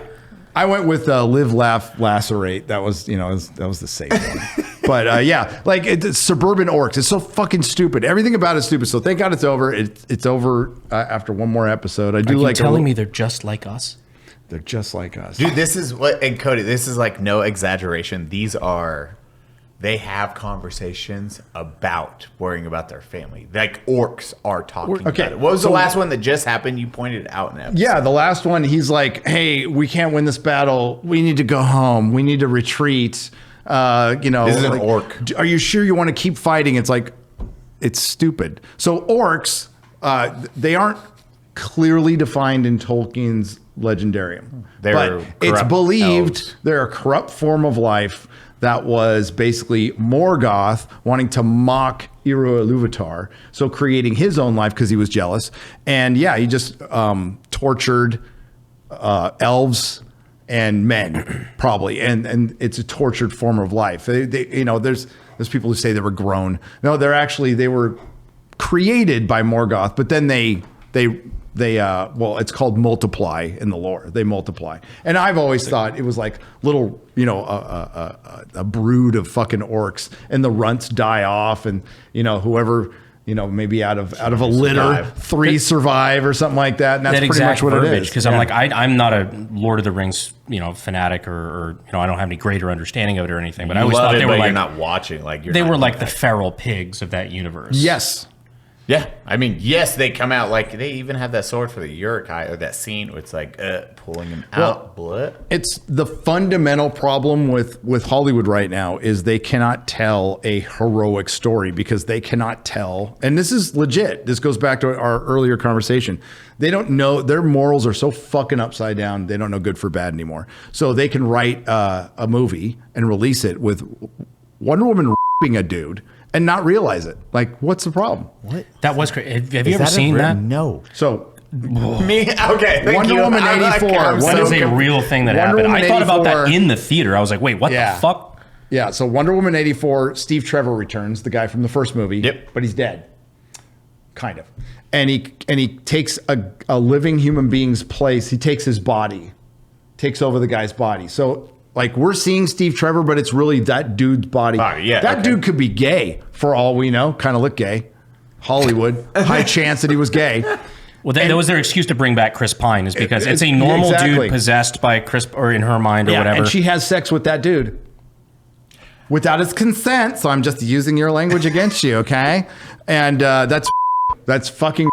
So he took control of somebody else. It's like Ghost, where it's taking. Yeah. I don't remember if it was actually him or it was just like a perception of him. But they brought back Chris. She sees him as Pine Chris is Pine. occupying another dude's body. She doesn't see Chris Pine. She sees that dude. We see Chris Pine. And she That's fucks worse. That, dude. That is objectively worse. Yep. That's like date on a whole nother level. Yep. So that gets past them. So they're trying to adapt Tolkien, which is there's shades of gray in it for sure, but it's evil is clearly defined. Oh yeah. There's good and there's evil, and just like Star Wars, evil and good are clearly defined. But now those lines are blurred because there can't be evil. There's only oppression. And it's just this belief system, and it doesn't work. It literally doesn't work for storytelling. You can't tell the hero's journey anymore.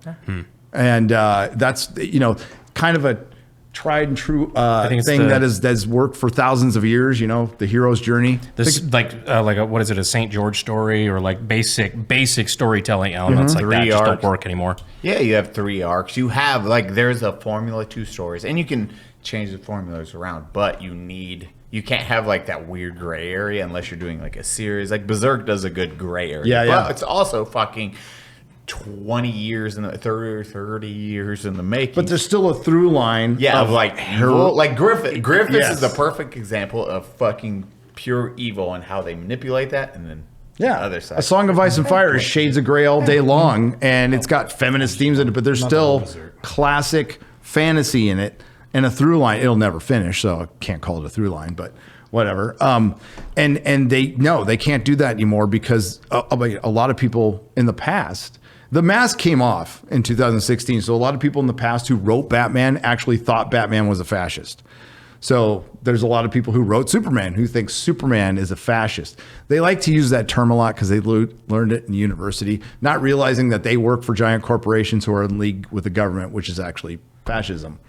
So that's my favorite part of that. Yeah. Where they're just like, we're fighting the system. It's like the system. You mean the giant mega corporations that all agree on the same fucking thing? Like you're not fighting the norm if all of the corporations that you claim to hate agree with you. Yeah. Dude, if you want to read really good stuff right now, because how big Japanese anime has got, right? Mm-hmm. And then you have that pushback from our side where they're like, they're sexist. Look at these big titty bitches. And the Japanese are like, we do not care. The bigger titties are sale. We make titties bigger next time. Yeah, and they do. Like, Hell yeah, dude. I was like, God bless the Japanese. I don't think the other side's phrasing it quite that way. They're like, look at these sexists with their big titty bitches. I'm sure that's what they're saying. Yeah, not like you are. Oh, that's fucking crazy. Haven't you seen our underwear vendor store? You can buy underwear from a vending machine. Something to be said about a homogenous society, right?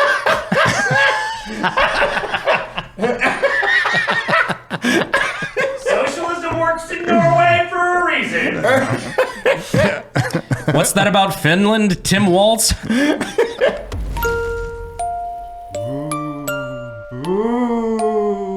Ooh, Eli! I'm a ghost. What are you doing?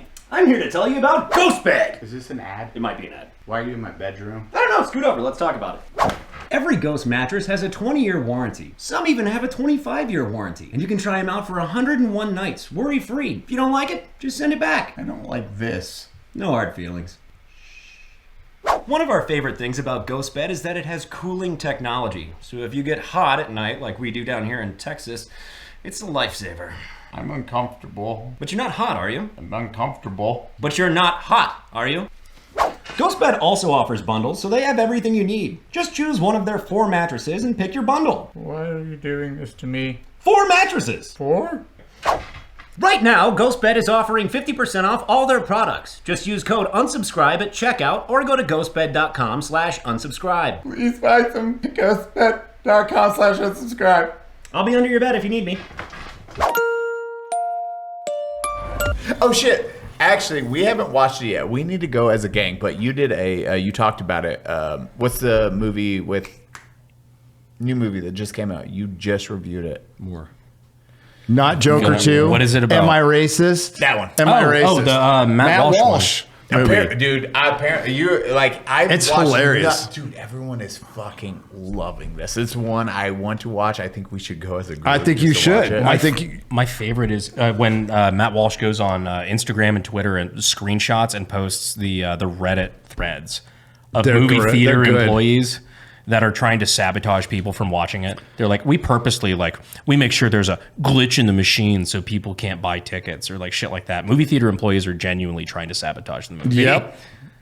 I'm not surprised. That's a badge of honor, in my opinion. Yeah, and I think he's played it really smart. I mean, like I've disagreed with him in the past about gaming and other things, and even anime. He's got some pretty horrible takes when it comes to that. I'm curious. I don't know if it's troll or not, but gaming and anime. What was the take? Oh, he has basically it's all demonic and satanic. And it could be a troll. Daily Wire. I don't know. Well, yeah, it's those hard ones where. And this is my favorite part is I think that's a retarded take if it's not a troll. Yeah. But you're not like everyone at this table. Here's the craziest thing. It is, hey, have your own beliefs. We don't care. Sure. Like just don't force it on everyone else. And it's when you're a political pundit. The point of it was like he just basically said they were satanic. And what we talk about in our sphere a lot is you don't understand the power of the gamer. They get a lot of shit. They're called incels. They're called all this crap. That's a lot of people who consider themselves gamers and fans and nerds. And yeah, it's 55-year-old adults sitting in a room surrounded by fucking action figures with no shame to my game whatsoever. And you need to understand that that is a huge part of American society. Is pop culture. And to just go, it's just a bunch of fucking incels. It's like that one who came out on Twitter and said gamers are the most unattractive person. It's like, well, for one, check your mole, and number two,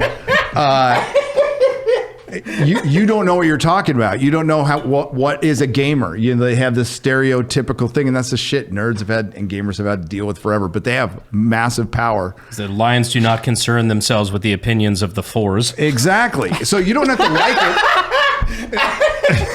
it. You a 4 in good light. Yeah. You're a 4 with my glasses on with 20/20 vision. Okay.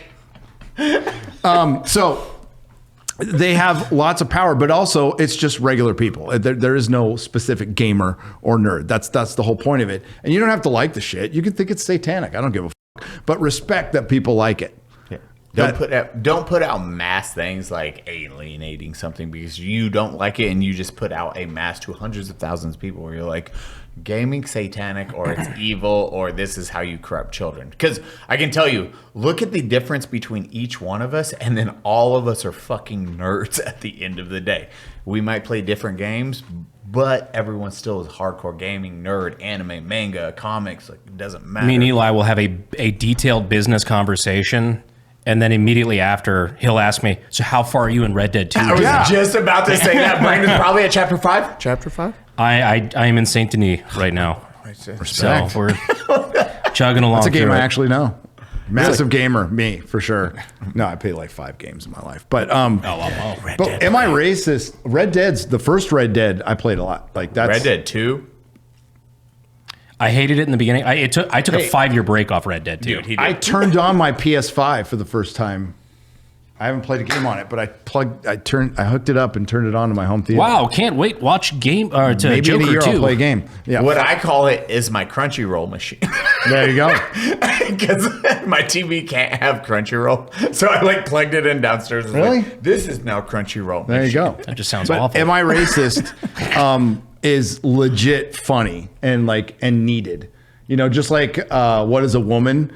This one has far more impact, at least on my sphere, because it really does peel back. Because you would think it goes one way. It's mostly white women, and some greedy black women who he pays, and he shows you how much he pays for these interviews. Some of them are like $50,000, and they don't say shit. They don't know. Do they know? Because he is showing his perspective. He's pretty transparent with they don't know he's Matt Walsh. One group figures it out, and this is where he comes up with his disguise. And I don't want to ruin it for you, but what he exposes is the DEI race grift industry, the race extortion industry that's prevalent through our school systems, our government, fucking sports, corporate America. It's poisoned all of it now. And it's not about race as much as anti-white. It is anti-white. So there's a quote. Celebration of diversity. I'm going to paraphrase the quote at the beginning from the book. What's his name? Insane, dude. I forgot what his name was. The guy who wrote the book, How to Be an Anti-Racist. A quote from the book is what opens the film, which is the best way to fight past. What's the term he used? The best way to fight. He used a different word, but I can't remember because I'm old. The best way to fight past discrimination is present discrimination. Is it? I'm thinking Michael Moore off the top of my head. No, it's a black dude. Because I remember in a foreclosure in Fayetteville back when I was doing that kind of work. I just found a Michael Moore book. And I can't remember, something about just basically hating white people, which is funny because he's a fat white guy. If I looked like him, I'd hate white people too. Fair enough. Myself. I remember reading through it and reading his book because I just found it on the floor in a foreclosure and this is awful. What the fuck? He's a retard. And he was objectively. And he is. And he I'm shocked he's still alive, to be frank. Yeah, with that help. That fat for that long. He was famous from Roger Me back in the 80s, won awards and stuff. And he got this far being a complete retard. But that's one of the statements you said. It's like the film opens with that. You have a person that's like, hey, how do you get rid of racism? More racism, apparently. Yes. But then he breaks down all the behind the scenes of everything where it's like, oh, hey, look how crazy these people are. We'll go with a dinner with him. We'll talk about him at, multiple occasions. I didn't know I wasn't sure how he paid them. I know he was behind the scenes. He just pretended he was his character, but then they opened up because of that, right? Yeah. And it was really good at what he does. It's deadpan humor, but it's not really combative. It is, he will just ask a simple, he'll draw him in a little bit. My favorite part is the woman who wrote White Fragility. I'm blanking on her name now too because I'm getting old. The main girl. Yeah, the one at the end. He paid her like $15,000. The one he got to pay reparations to his producer. He fucking. Did you not know that? Yeah, she literally whips out her wallet and fucking pays him money. Yes. Like, I want cash to pay reparations. Fucking insanity. D'Angelo. I can't remember her name right now. It sucks getting old. But the important part is, that's right. I couldn't remember Schrodinger's Jew. Yeah, thankfully Trout did. Yeah, he's got it all. He asked her about like, well, you know, what do I do about mansplaining? And she starts explaining it, and he interrupts her and mansplains her about mansplaining, and that was fucking hilarious. That's like. And it's filled with that. And then he also goes to like a southern town, and he goes into a bar with a bunch of fucking bikers and stars and bars. And he talks to a guy who's like, yeah, my dad and my grandpa were in the Klan. He's all, but I'm not racist. No, he's all, none of that fell down. He's all, no, I judge a person based off their individuality, off their character. Martin Luther King said, this guy who's a son and a grandson of Klan members. So and then he goes to other parts. You know, he talks to an immigrant who's got like 57 grandkids. And he's like, no, I love this country. This country's awesome. And MLK would be a radical right winger today. If you just look at the idea, just on his views back then, like based off of like, hey, the idea of like he'd be considered yeah. Like just be exactly. He would be considered by the left wing. Uncle Tom. Like, excuse me, you think we shouldn't judge people at all by the color of their skin? Just the content of their character? What the hell are you talking about? That's racist now. What are you thinking about the institutionalized racism, though? Yeah.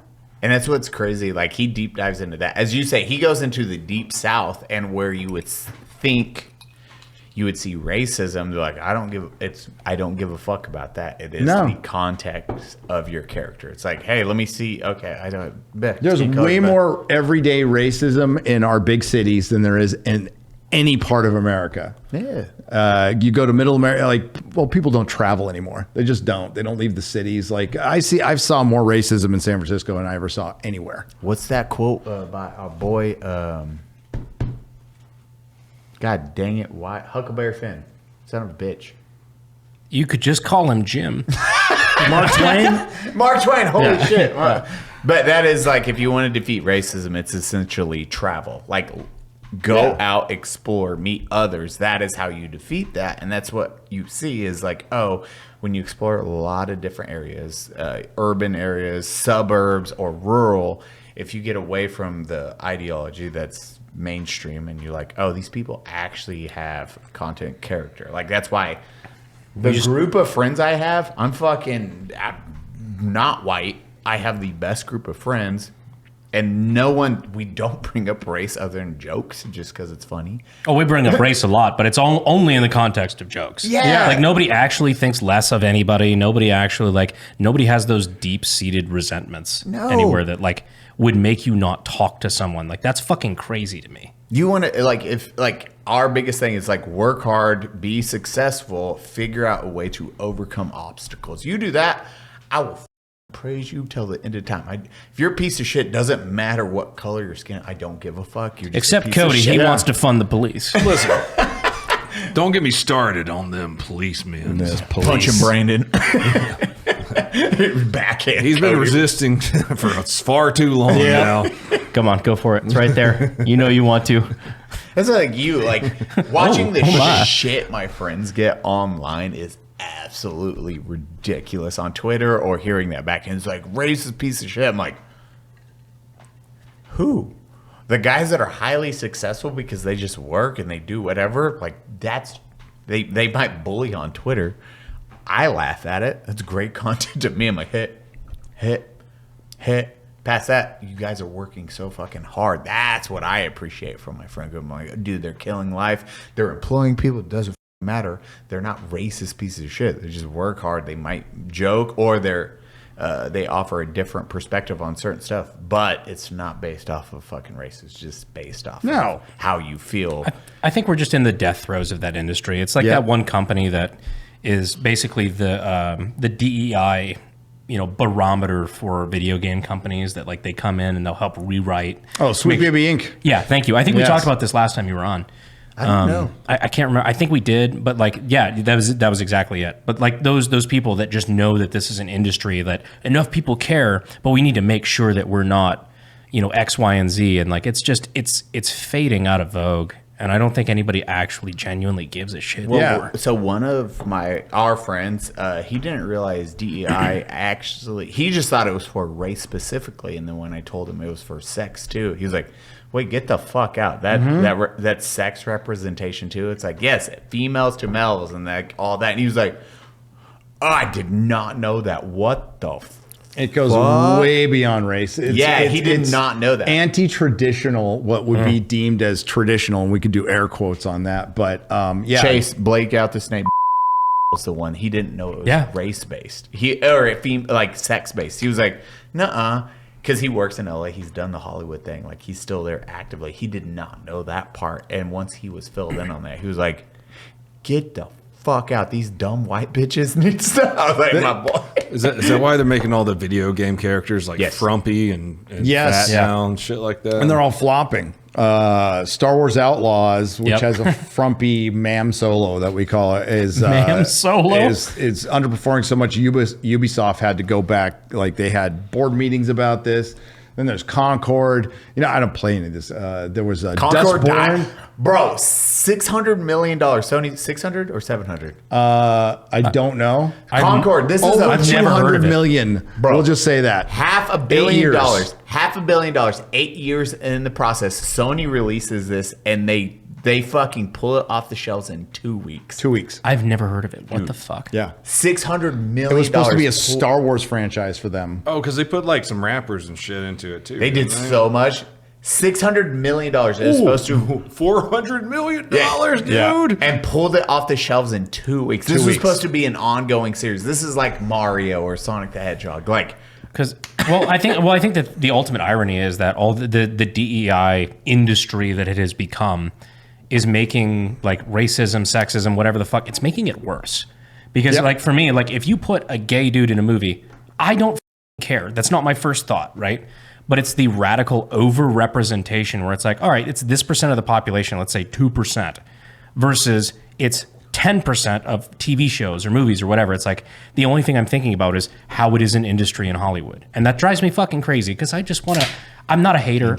I want to enjoy. I want to enjoy games. I want to enjoy movies. I want to enjoy TV shows. If there's nothing to hate on, I'm not upset. We talked about Connor last night. I said, it's like you want to ruin Terminator 2. You want to ruin Aliens. It is Sarah Connor or fucking Ripley going girl power during the movie. They got perfect female power, strong female character. And you're like, that is a badass. And they without literally did that in Dark Fate. They brought Sarah Connor back to become anti-natalist. They killed John Connor in the first 5 minutes, a young version. They go back in time and kill him.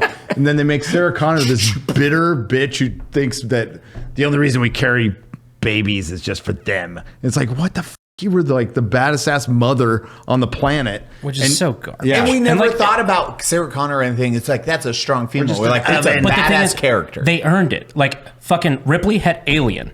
Sarah Connor had Terminator. They had one movie we saw them adapt, go through trauma, grow, become a badass, and everybody's like, cool. Dope ass character. That's like, awesome. No one argues. If you did a female Punisher, do that. If you just put like a female Punisher but made it like Ripley or Sarah Connor and never talked about the female part of it, you're just like, this character went through this. And you're like, dude, female Punisher, you'd be like, okay, it's a side branch, but they don't talk about that. You could live with that, and you'd be like, you know what? That was a dope role. They fucking crushed it. But now, because it's becomes such a trope to just gender swap male characters and then make the women just act like dudes, it's actually affecting things that might not be that, like Furiosa. Like, I still think it should have had Mad Max in it. I think a Mad Max movie should have Mad Max, specifically when it's called a Mad Max saga or whatever. But that being said, the movie was good. It was a good movie, but you got to see on the flip side what happened because everyone's so... Did you watch Furiosa? Yeah. Dude, it was a good-ass fucking movie. It was the prequel to the new Tom Hardy Mad Max. Yeah, but nobody watched it because nobody wanted to see it, and they were just thought it was going to be more girl boss shit. Although it wasn't. And everyone's like, eh. And it was a good movie. And that's what flopped hard right now. Yeah, and that sucks because that was a good, like, everyone was like, that was actually a good movie. It was actually good. I tried to say it in my review. It still flopped, though. It's still a big flop. And then, they're doing a Lord of the Rings War of the Rohirrim. I'm the only one who's going to care about this. Wait, This is the what movie. is that one? So it's from Warner Brothers. So let me give you a little lore on this. Rings of Power got their rights from the Tolkien estate outside of Warner Brothers, who still have the rights to distribute Lord of the Rings and part of The Hobbit, right? So they can only tell a little bit of the story.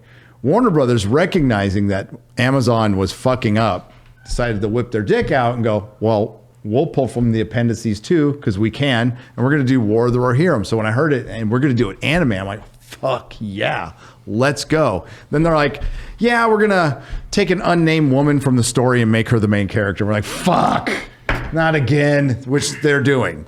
So if you see the trailer and you see a girl named Herrera, she doesn't have a name, Herrera. She's mentioned in one sentence, and it's supposed to be the battle of what names Helm's Deep.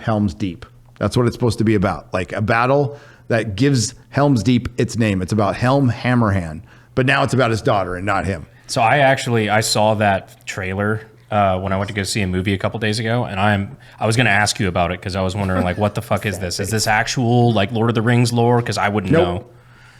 Nope. They had their chance, but it's more like current day bullshit. We've talked about this before. It is all anime shows, books, they hand you what to do to be successful. If you just copied that formula, yes. We've talked about it multiple times. We're like, if you just went like Cowboy Bebop, if they would have just been like, oh, this is an anime that they've got 24 episodes on. If they would have just taken the fucking anime, one for one, dude, yeah. one for one, fucking insanity. episode by episode, and just did that beautiful formula that they had going for fucking the past 30 years. It would have been cool. And then what's a good movie before it that's came done out, the actress told the fans to fuck off. That never works. That works really good. Never. What were you saying, bro? What's a good movie that's done that? Like, what's a good example of like a movie or a TV show Lord that of the, has original followed Lord of the through? Rings. Yeah, Original. all right, yeah. The Peter Jackson trilogy takes liberties, but it captures the spirit of the book. It's the greatest trilogy ever made. Yeah, he does his little swabs where it's like you have from they skip stuff. The like all powerful guy. What's his name? God damn it! Why can I not remember? They Tom Bombadil. Tom Bombadil. They were like, okay, this doesn't in add a lot to of stuff. Yeah, but, and they're like, this doesn't add to the story. And then now certain book things fans like, out there be like, fuck that. Put in Tom Bombadil. I'm with you. But like, the books are better. The books are better. But Peter Jackson's trilogy is perfect because it captures the spirit. Like, there's closer adaptation. If you want to do comic book adaptation, not fantasy, Sin City's the greatest adaptation I've ever seen of anything. It's page for page, panel for panel, the comic book. And it did. And it did so God, good. I haven't watched that in forever. You remember Sin City? Yeah, I saw it years ago. Yeah, Robert Rodriguez, Frank Miller. It's freaking brilliant. Really but, good. You know, Dune did all right. Oh, I was about to say Dune. Yeah. What do we think about Dune? And Dune is the hardest thing because you have directors. That's why it took so long to come to fruition, is because a lot of people are like, yo, this is fucking hard to turn into a movie script and be like where you can digest it. It is a undertaking to do that. And now they have these, how they're doing it's great. Like, they're like, hey, let's build these magnificent sets. Let's have the actors. Let's see how we can fucking make this happen on the big screen. And they killed it, in my opinion. I like both movies. Cody hates them.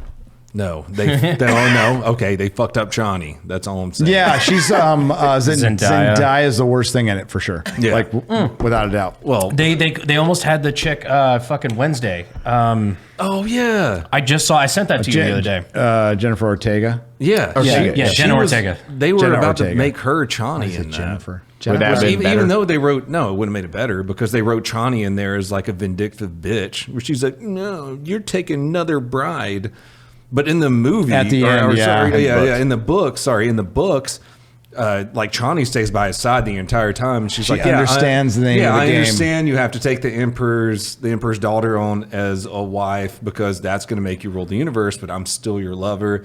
and they stay together. And he pushes the emperor's daughter to the side. He's like, "Yeah, go over there and do your fucking thing. I'm hanging out with my Chani."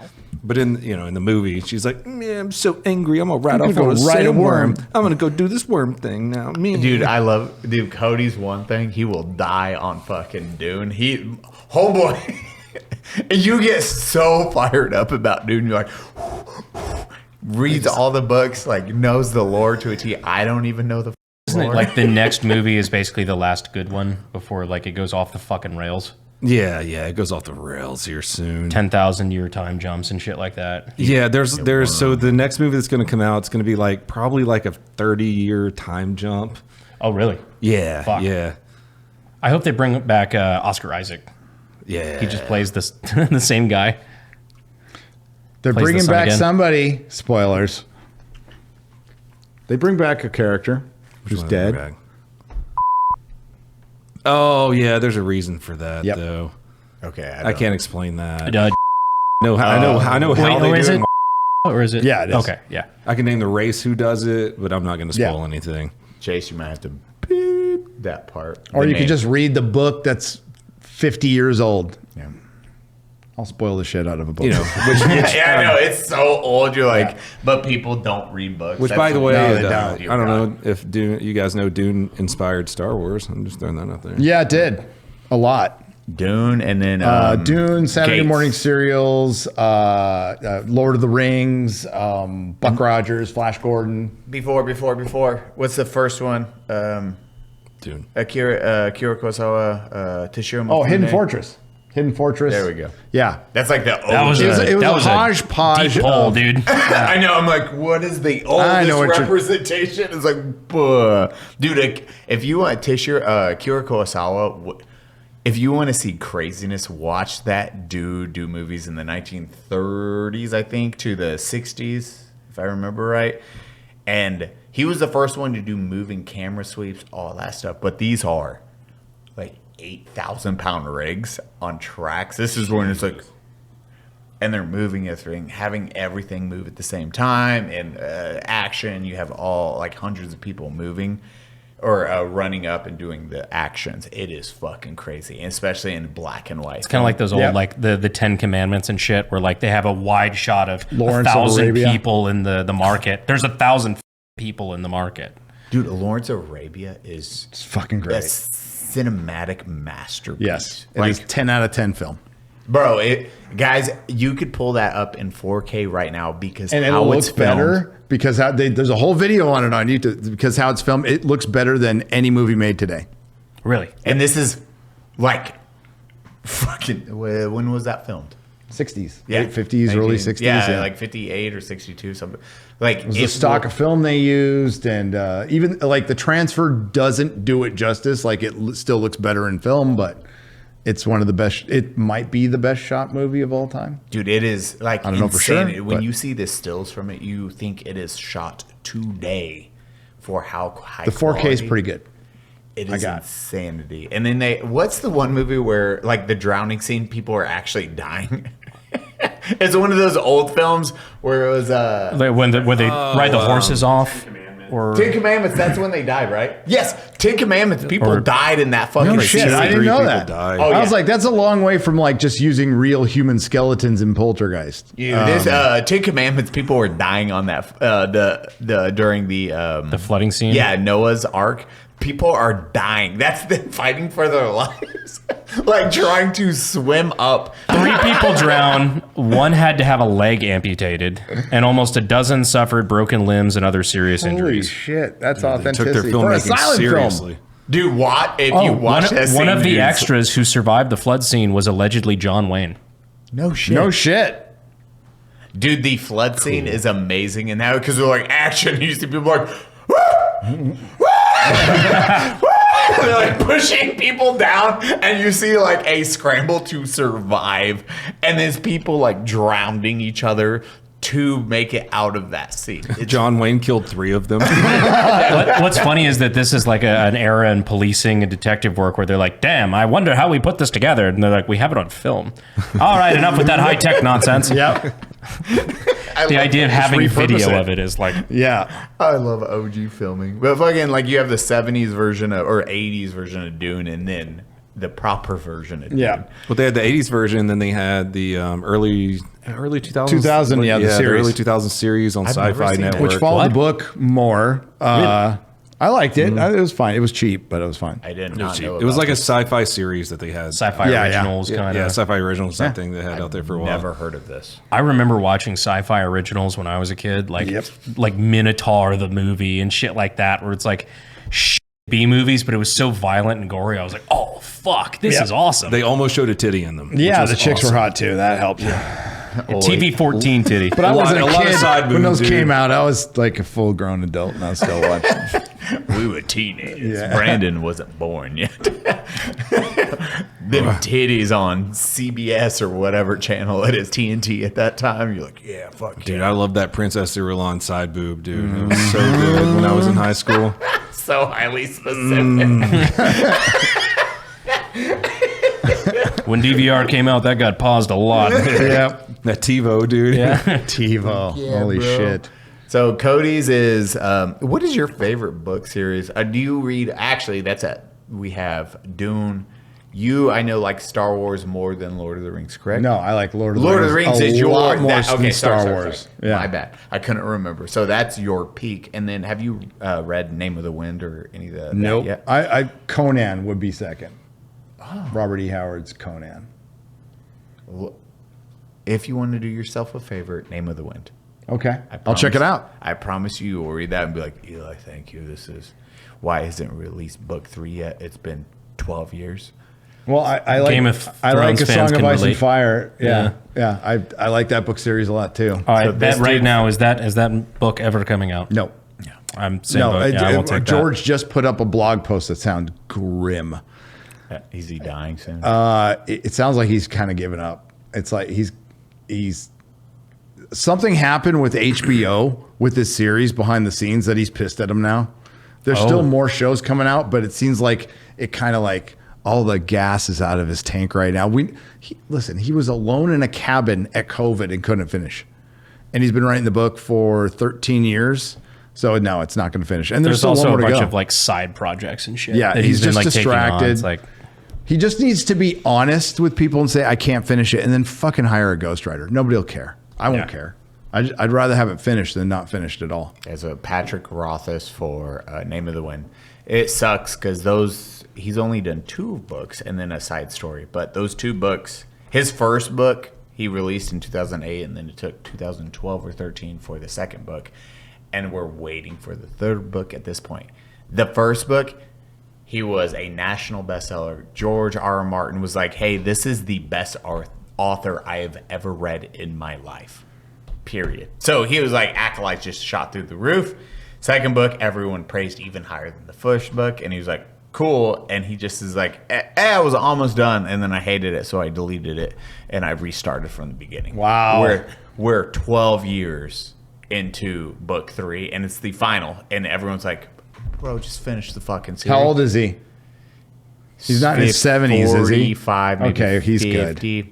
Read the book series, though. Like, everyone will swear by that series as some of the greatest writing you will ever see. And you read it, and you're like, holy fuck, here's 900 pages, here's 1,400 pages, and they are...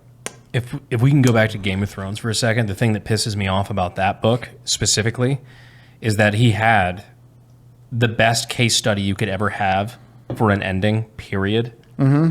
Where the fan base reacted to a massively popular TV show. And he goes, all right, don't do that. You could literally just take your fucking pick of any of the Reddit fan fiction on the internet. Yes. And just build your book around that, around some of the more popular theories of what they wanted to happen. And you can't go wrong. I love that idea where you're like, delete. Okay, we're changing everything that we just seen didn't work for Game of Thrones. And who knows? He might be like a Stephen King kind of guy where he can't end a fucking book. Yep. Where he can come up with intriguing settings. And you read his other work. He's not known for he's not known for happy endings or good endings, or he's a TV writer. And I would say like a lot of his stories are very Twilight Zone-ish. They have a morality tale. They end pretty dark. Somebody usually dies. And like that's the ending we saw in Game of Thrones season 8. That's the ending. Like Bran will be king. Daenerys will be dead. And Jon will be beyond the wall. I think those three things are absolutely going to happen. Now, how they got there, completely different because some of the people they showed are dead in the book. Some of the people are still alive. There's other giant storylines. They just like the fucking zombie mom and things like that. Lady Stoneheart. Lady Stoneheart is a huge. I think personally, my theory is Lady Stoneheart has something to do with the resurrection of Jon. So why people are really frustrated is. A good arc, actually. A Dance with Dragons ends with Jon bleeding out at Castle Black. So it's when he gets the assassination attempt, and he's just dying. That's where the book ended. We know where the show went, but with the book, he's still bleeding. Daenerys flew out a marine, and she is like half naked with Drogon surrounded by Dothraki. And like that's where we've been sitting for 13 years waiting for something to happen. In the meantime, he's written a couple of other books, started a bunch of shows, written a bunch of blog posts, including The Giants. It's like, finish the fucking book, dude. Like, or at least tell your fans who deserve this kind of an answer, like, yeah, I'm not going to finish. Because, a lot of people got invested in it. So when you start a fantasy series and you go, this is going to be one of 7 books, that's your promise to the fans. Then you do owe them something because they made you really fucking rich. So you at least owe them honesty. I'm not saying you don't even owe them a time frame. No. But if you say you're going to do something and then you don't do it, that's pretty aggravating. Yeah. Follow through. That's why the biggest thing, you never make a promise you can't fulfill. Yep. Oh, what? God. Imagine if he's got a fucking he's got a gag order with HBO where he can't go against their ending. That would be crazy. I hope he didn't sign that either. Well, maybe he changed his ending completely. Maybe he took notes and just scrapped the book. I don't know. That's just a random conspiracy theory I came up with now, but fuck. Anime writer, so God dang it, Hunter x Hunter author, I forget his name. So what he did, he was like, hey, just in case I die, here's the 3 endings or 4 endings that I came up with.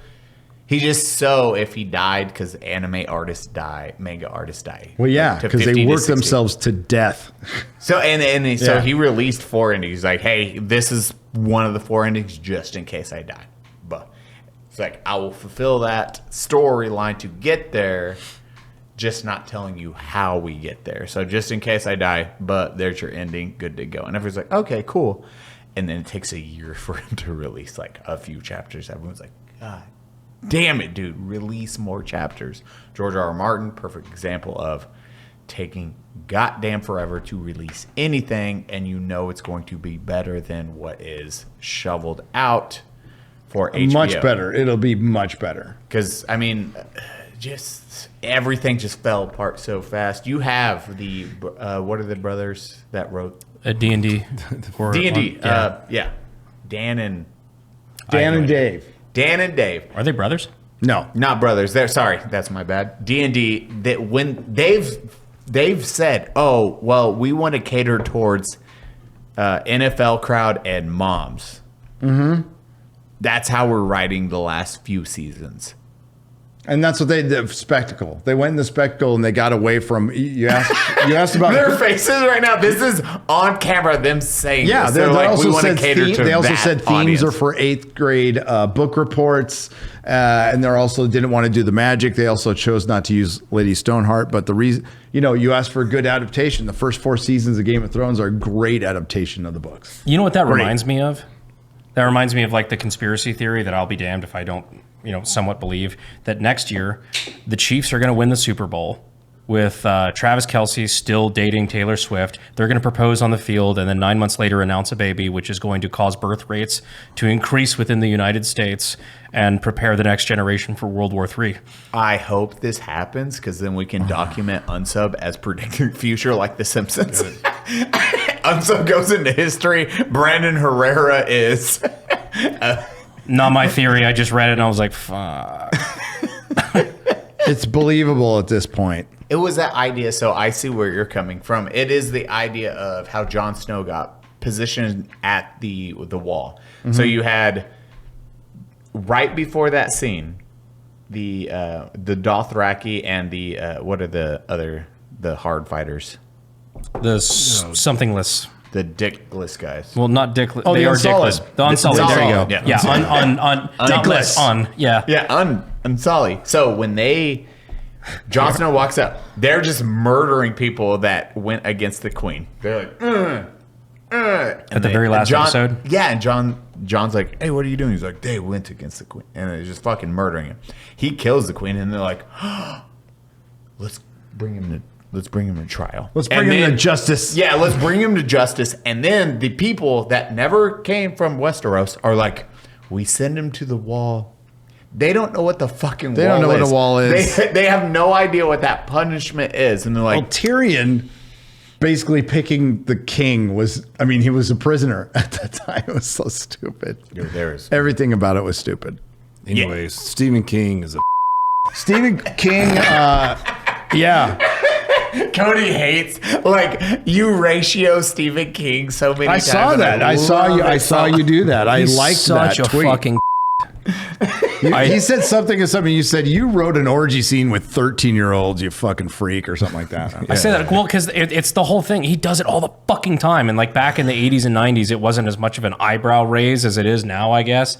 But it's like, Steven, why do we really need this underage sex scene? This is a non-fiction book about something where that didn't happen. No. I'm Stephen King. Listen, I can do It. anything I want. You're like, he was better when he was coked up. Did you write The Mist? I did. I'm not hating on his other work, man. I love a lot of his horror stuff, but damn, did he have to write that scene in there?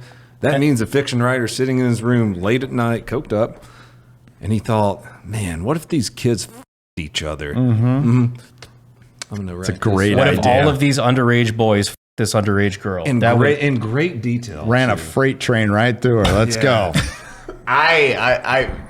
Trout, we talked about this yesterday. I did not that. Okay, let's rewind. Okay, Trout's like, bro, what are we talking about? Anti-Semitism, child gangbang. Everybody points to me. It's terrifying, all right? I'm very stressed right now. They go What are we talking together. about? We all have our areas of expertise. Trout went on a date at Stalker, and I sent a photo apparently a week or two ago. Didn't remember that, but then I photoshopped your date and you looking at the screen going like this. The screen's here, so I was like, oh no, and I just put fucking. I hate when you type in gay on Google. No girls come up. It's just dudes. I was like, well, gay porn. Well, it's based on Both are gay. based on your previous searches. It's tailor made. No, I assure you, Google search. Google's not. So I'm like, gay. First image pop up. I'm like, okay, well, we're saving that. I was like, please, Savannah, do not walk up on this. I'm gonna Photoshop this real fast. Send it to Trout. Nobody ever looked through Stephen King's or Eli's browser history. Ever. Trout and his date took 4 hours to realize what was on the screen, because I always feel if you do proper Photoshop, they don't know what is Photoshopped. Wait, he's pulling it up right now. I gotta see this now. Yeah. It was blended that well that you had no Trout, idea. what did you say? What was your response to it? You were like, that's weird Eli sent that. I texted her and I was like, hey, it's kind of weird that Eli sent that picture he just sent us the other week again. And then we just moved on with the conversation. Then 3-4 hours later, she's like, oh my God, did you see the fucking screen? Oh God.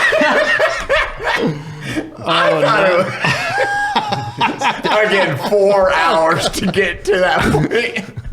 I was proud of that one. I thought you were just being weird. Said 4 hours? They didn't respond for 4 hours. Oh, I thought you said you spent 4 hours working on it. I'm like, Eli, Jesus Christ. Problem. If that's 4 hours. It's going up in the meme Louvre, I guess. I was just hoping. I was like, Sav's going to walk in on me being like, just on the gay part. She's going to be like, babe. Not again. I'm like, I promise next time I'll stop. So I was like, cut. This is the last time I'm working on something. Why do they look like Brandon and Cody? Well, the first response is that you and Cody on the screen? My goals are beyond your understanding. I was like, hey. Really good Photoshop, though. Yeah, really good Photoshop. That's not a real picture at all. Grab my hand. All right, one more time. Last time. That's what it looked like.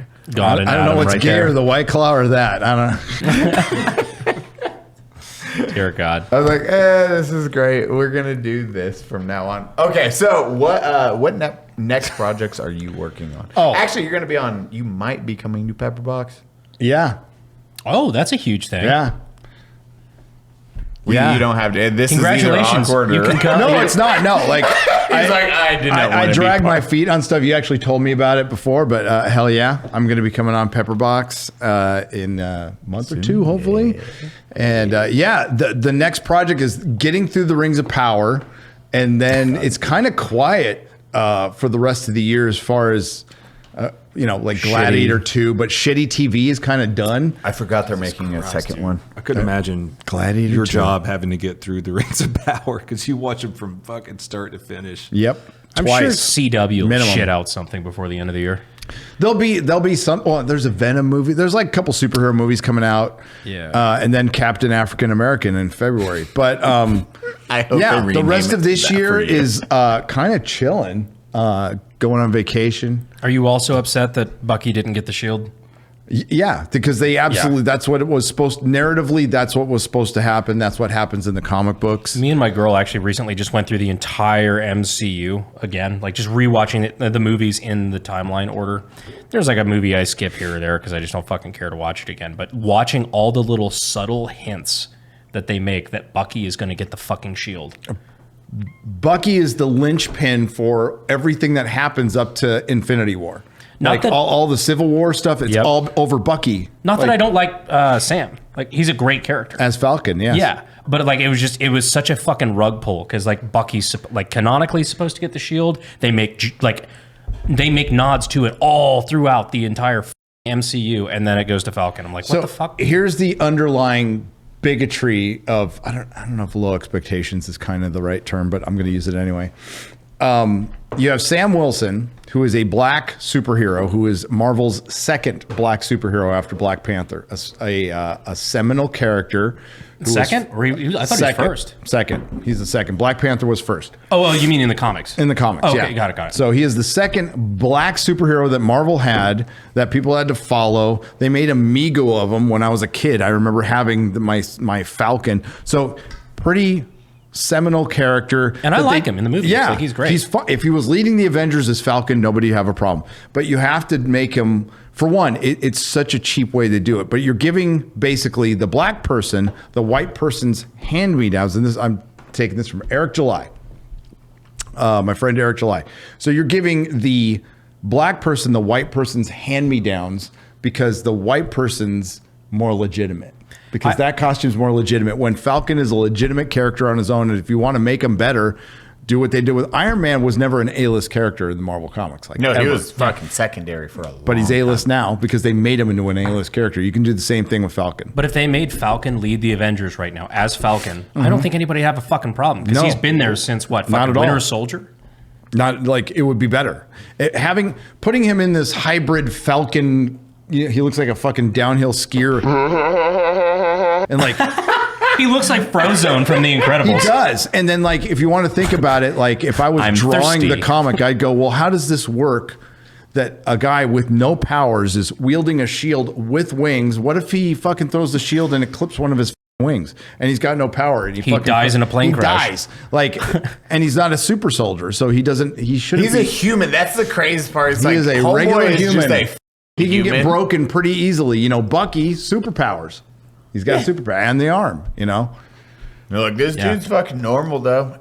As you're saying, it is that, hey, we have to make him Captain America for whatever reason instead of, hey, like, we can just make this dude as we need badass. a black man as Captain America. Let's pick that Falcon. What's the black one that's not called Black something? Falcon. We'll do that. And they built it up. Bucky is literally the equivalent of Captain America. They're both the same fucking age. They grew up together. They both have super human serum, like all that shit. It's the same picture. And they built it up. They nodded to it throughout and then they fucking had his story of redemption because he was used as a sleeper soldier, assassinating Americans and all this. And for him to take the mantle, like it meant something. Yeah. Sam just like, hey, he was hanging around as like their little buddy, and then he just gets promoted. Why? Not because he's powerful. He's not like particularly smart strategy. He might be a good leader if you show that later. But he doesn't have any money. In Falcon and Winter Soldier, he gets denied a fucking bank loan. Yeah, and he gets... he does. There's a scene where, because he's black, he gets denied a bank loan to buy a boat because it's for retarded. a secondary business He for doesn't his know, sister.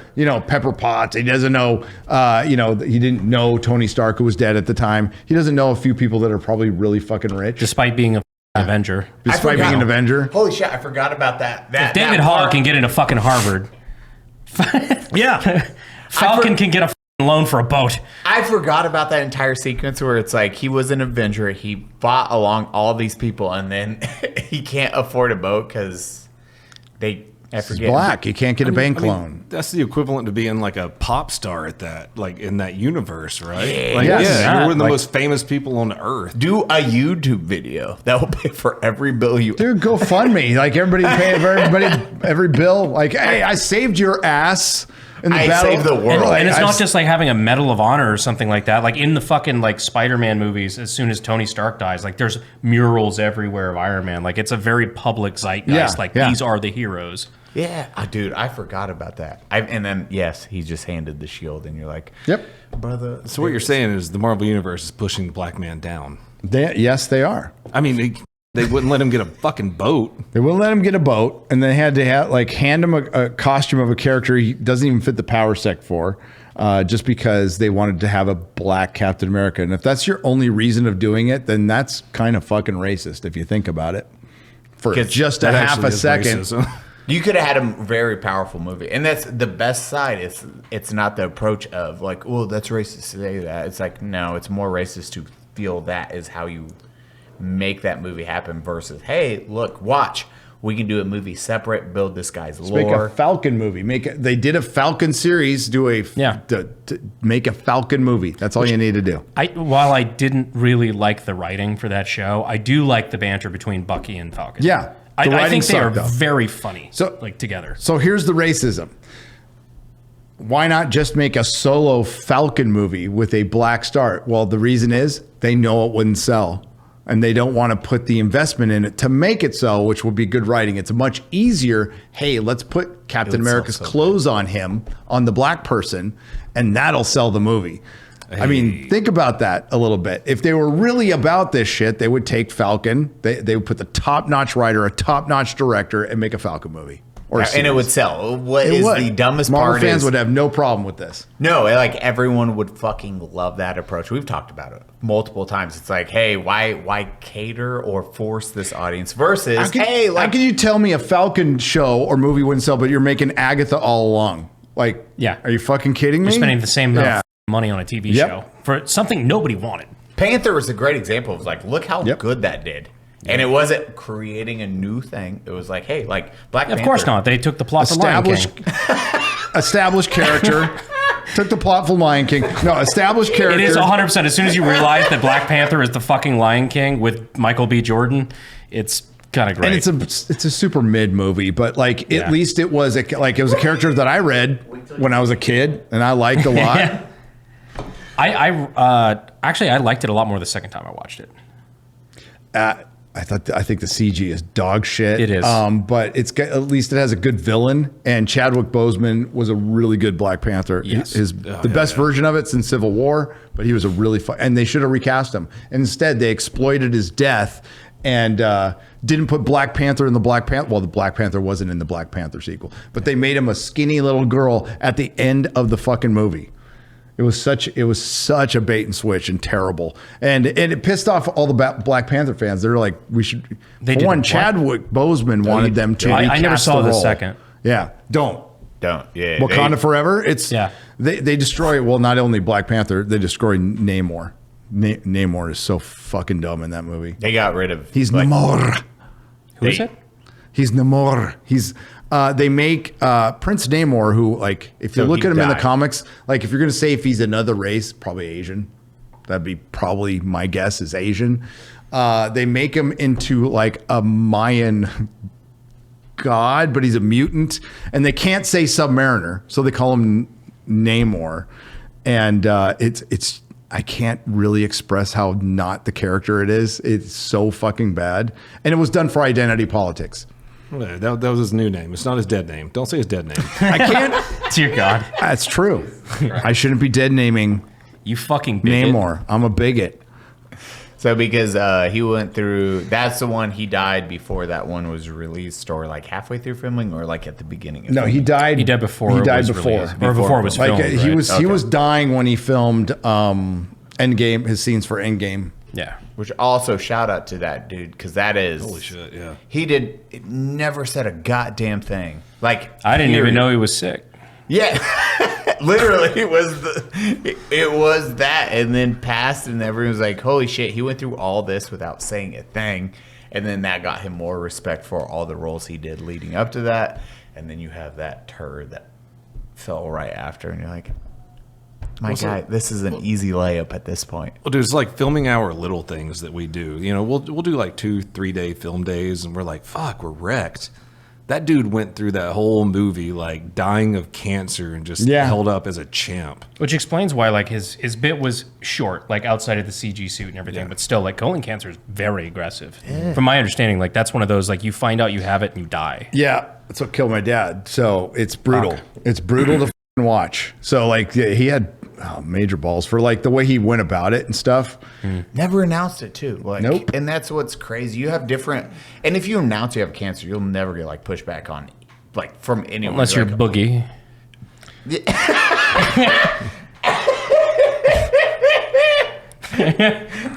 Unless you're Boogie. Unless you're Boogie. That is a very good example. That is how you don't announce it. But if you're like filming Stolen cancer.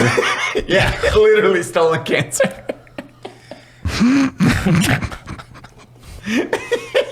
And then get a fake tattoo that's not I get a even fake real. tattoo. Low cal. My mom used to twist my tipples. You see, that's a great clip. No. My good friend Mahler from EFAP has a nice long video about the lore of Boogie that you need to. They did a great episode on it. It's just a giant. Because I've never watched a second of Boogie content outside of the Local podcast. And Same. Yeah. EFAP. I did want to ask though, like, what your opinion was, because like I have mixed feelings about it. I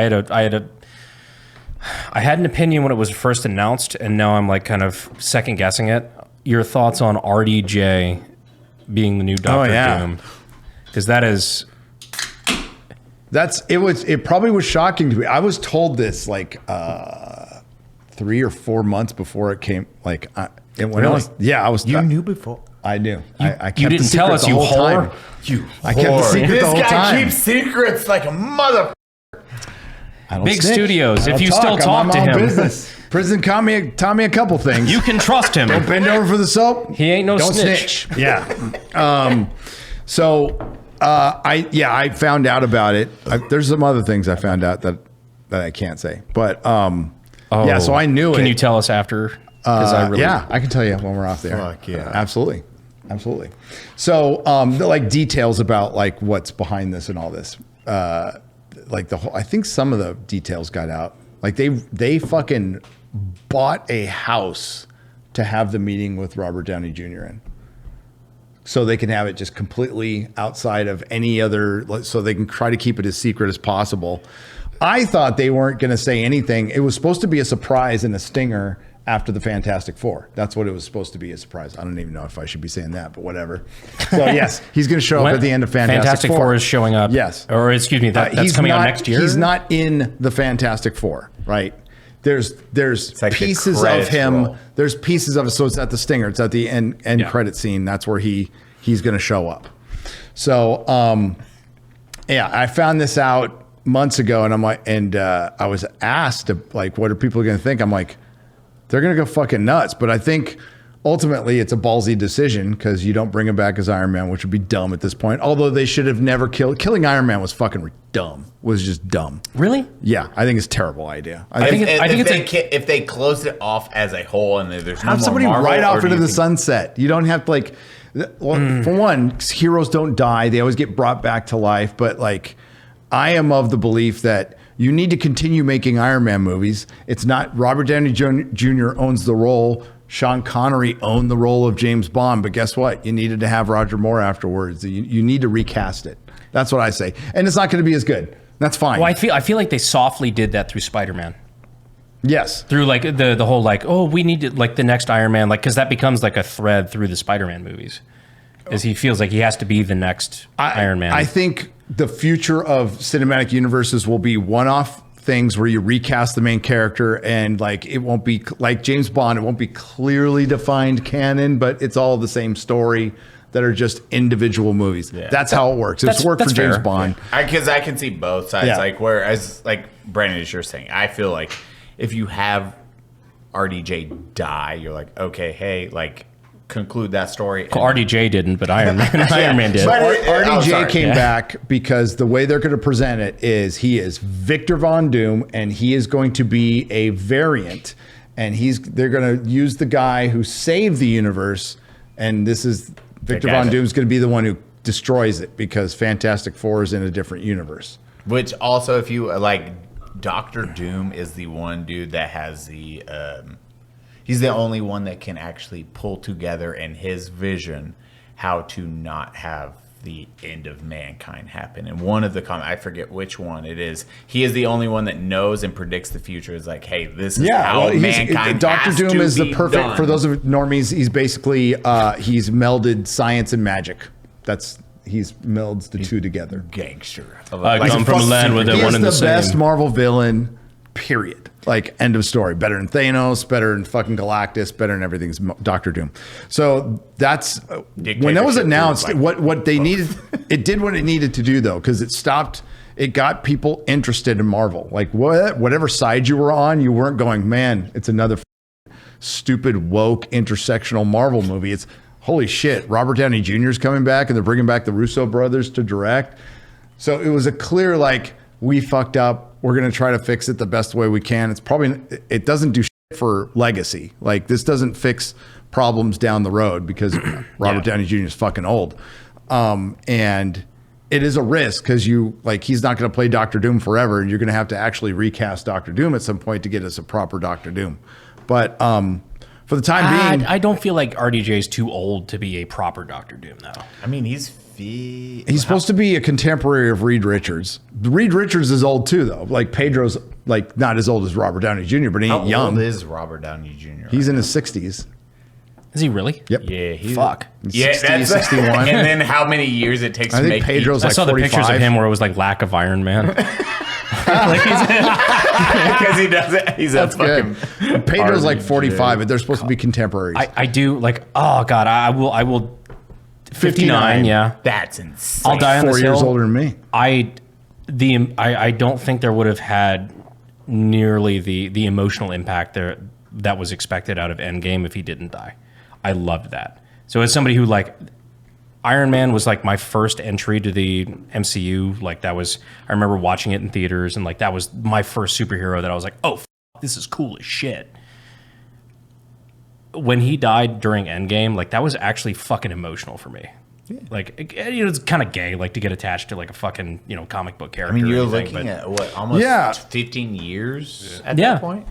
Yeah, it was over 10 years of my life that like looking up to this guy is like, okay, he was a weapons dealer, super smart fucking engineering guy, like solved all his problems through this. Like, Are we talking quippy. about Brandon or RDJ?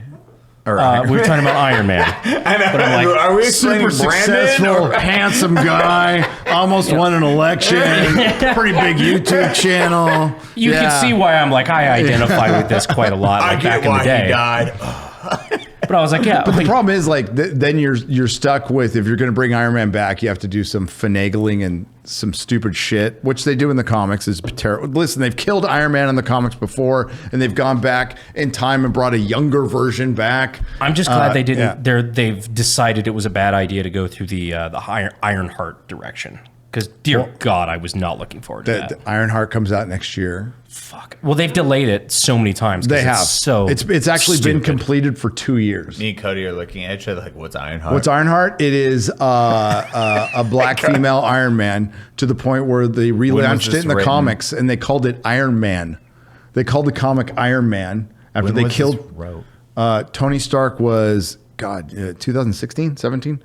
Tony Stark died. Or he died in... It was Captain Marvel's fault. It was 2020, I think, right? It was 2020. Was it? It was 2019 because it was right before COVID. 2019. Okay, yeah, in the movies. Yeah. In the comic books. Oh, I'm sorry. In the comic books, it was, I think, 2016, maybe sooner. Doesn't matter.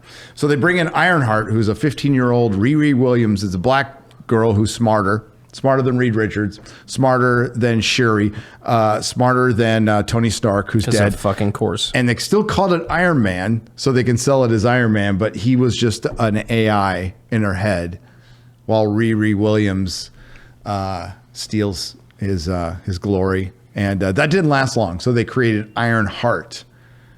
And that horrible fucking costume you saw in Wakanda Forever, which you didn't see.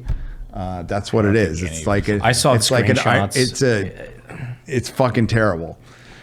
It is terrible. It looks like fanfic. That's what a lot of this stuff is turned into, as fanfic. So yeah, Ironheart being kicked out. They're kicking that can down the road. Like, they delayed Agatha as long as they could. They're delaying this one, and they're trying to like spread out the shit so they can put in some more good stuff in between the shit. Problem is, it's still shit. God bless it. I love Disney. I do too. They're fucking retarded, and they're gonna they're gonna guarantee that I have a job for at least a couple more years. So thank you. You're fucking golden. Cody, do you want to go to the after show? Yeah, let's go to the after show. Bye, everyone. Welcome to the Unsubscribed Podcast. I was joined today by what?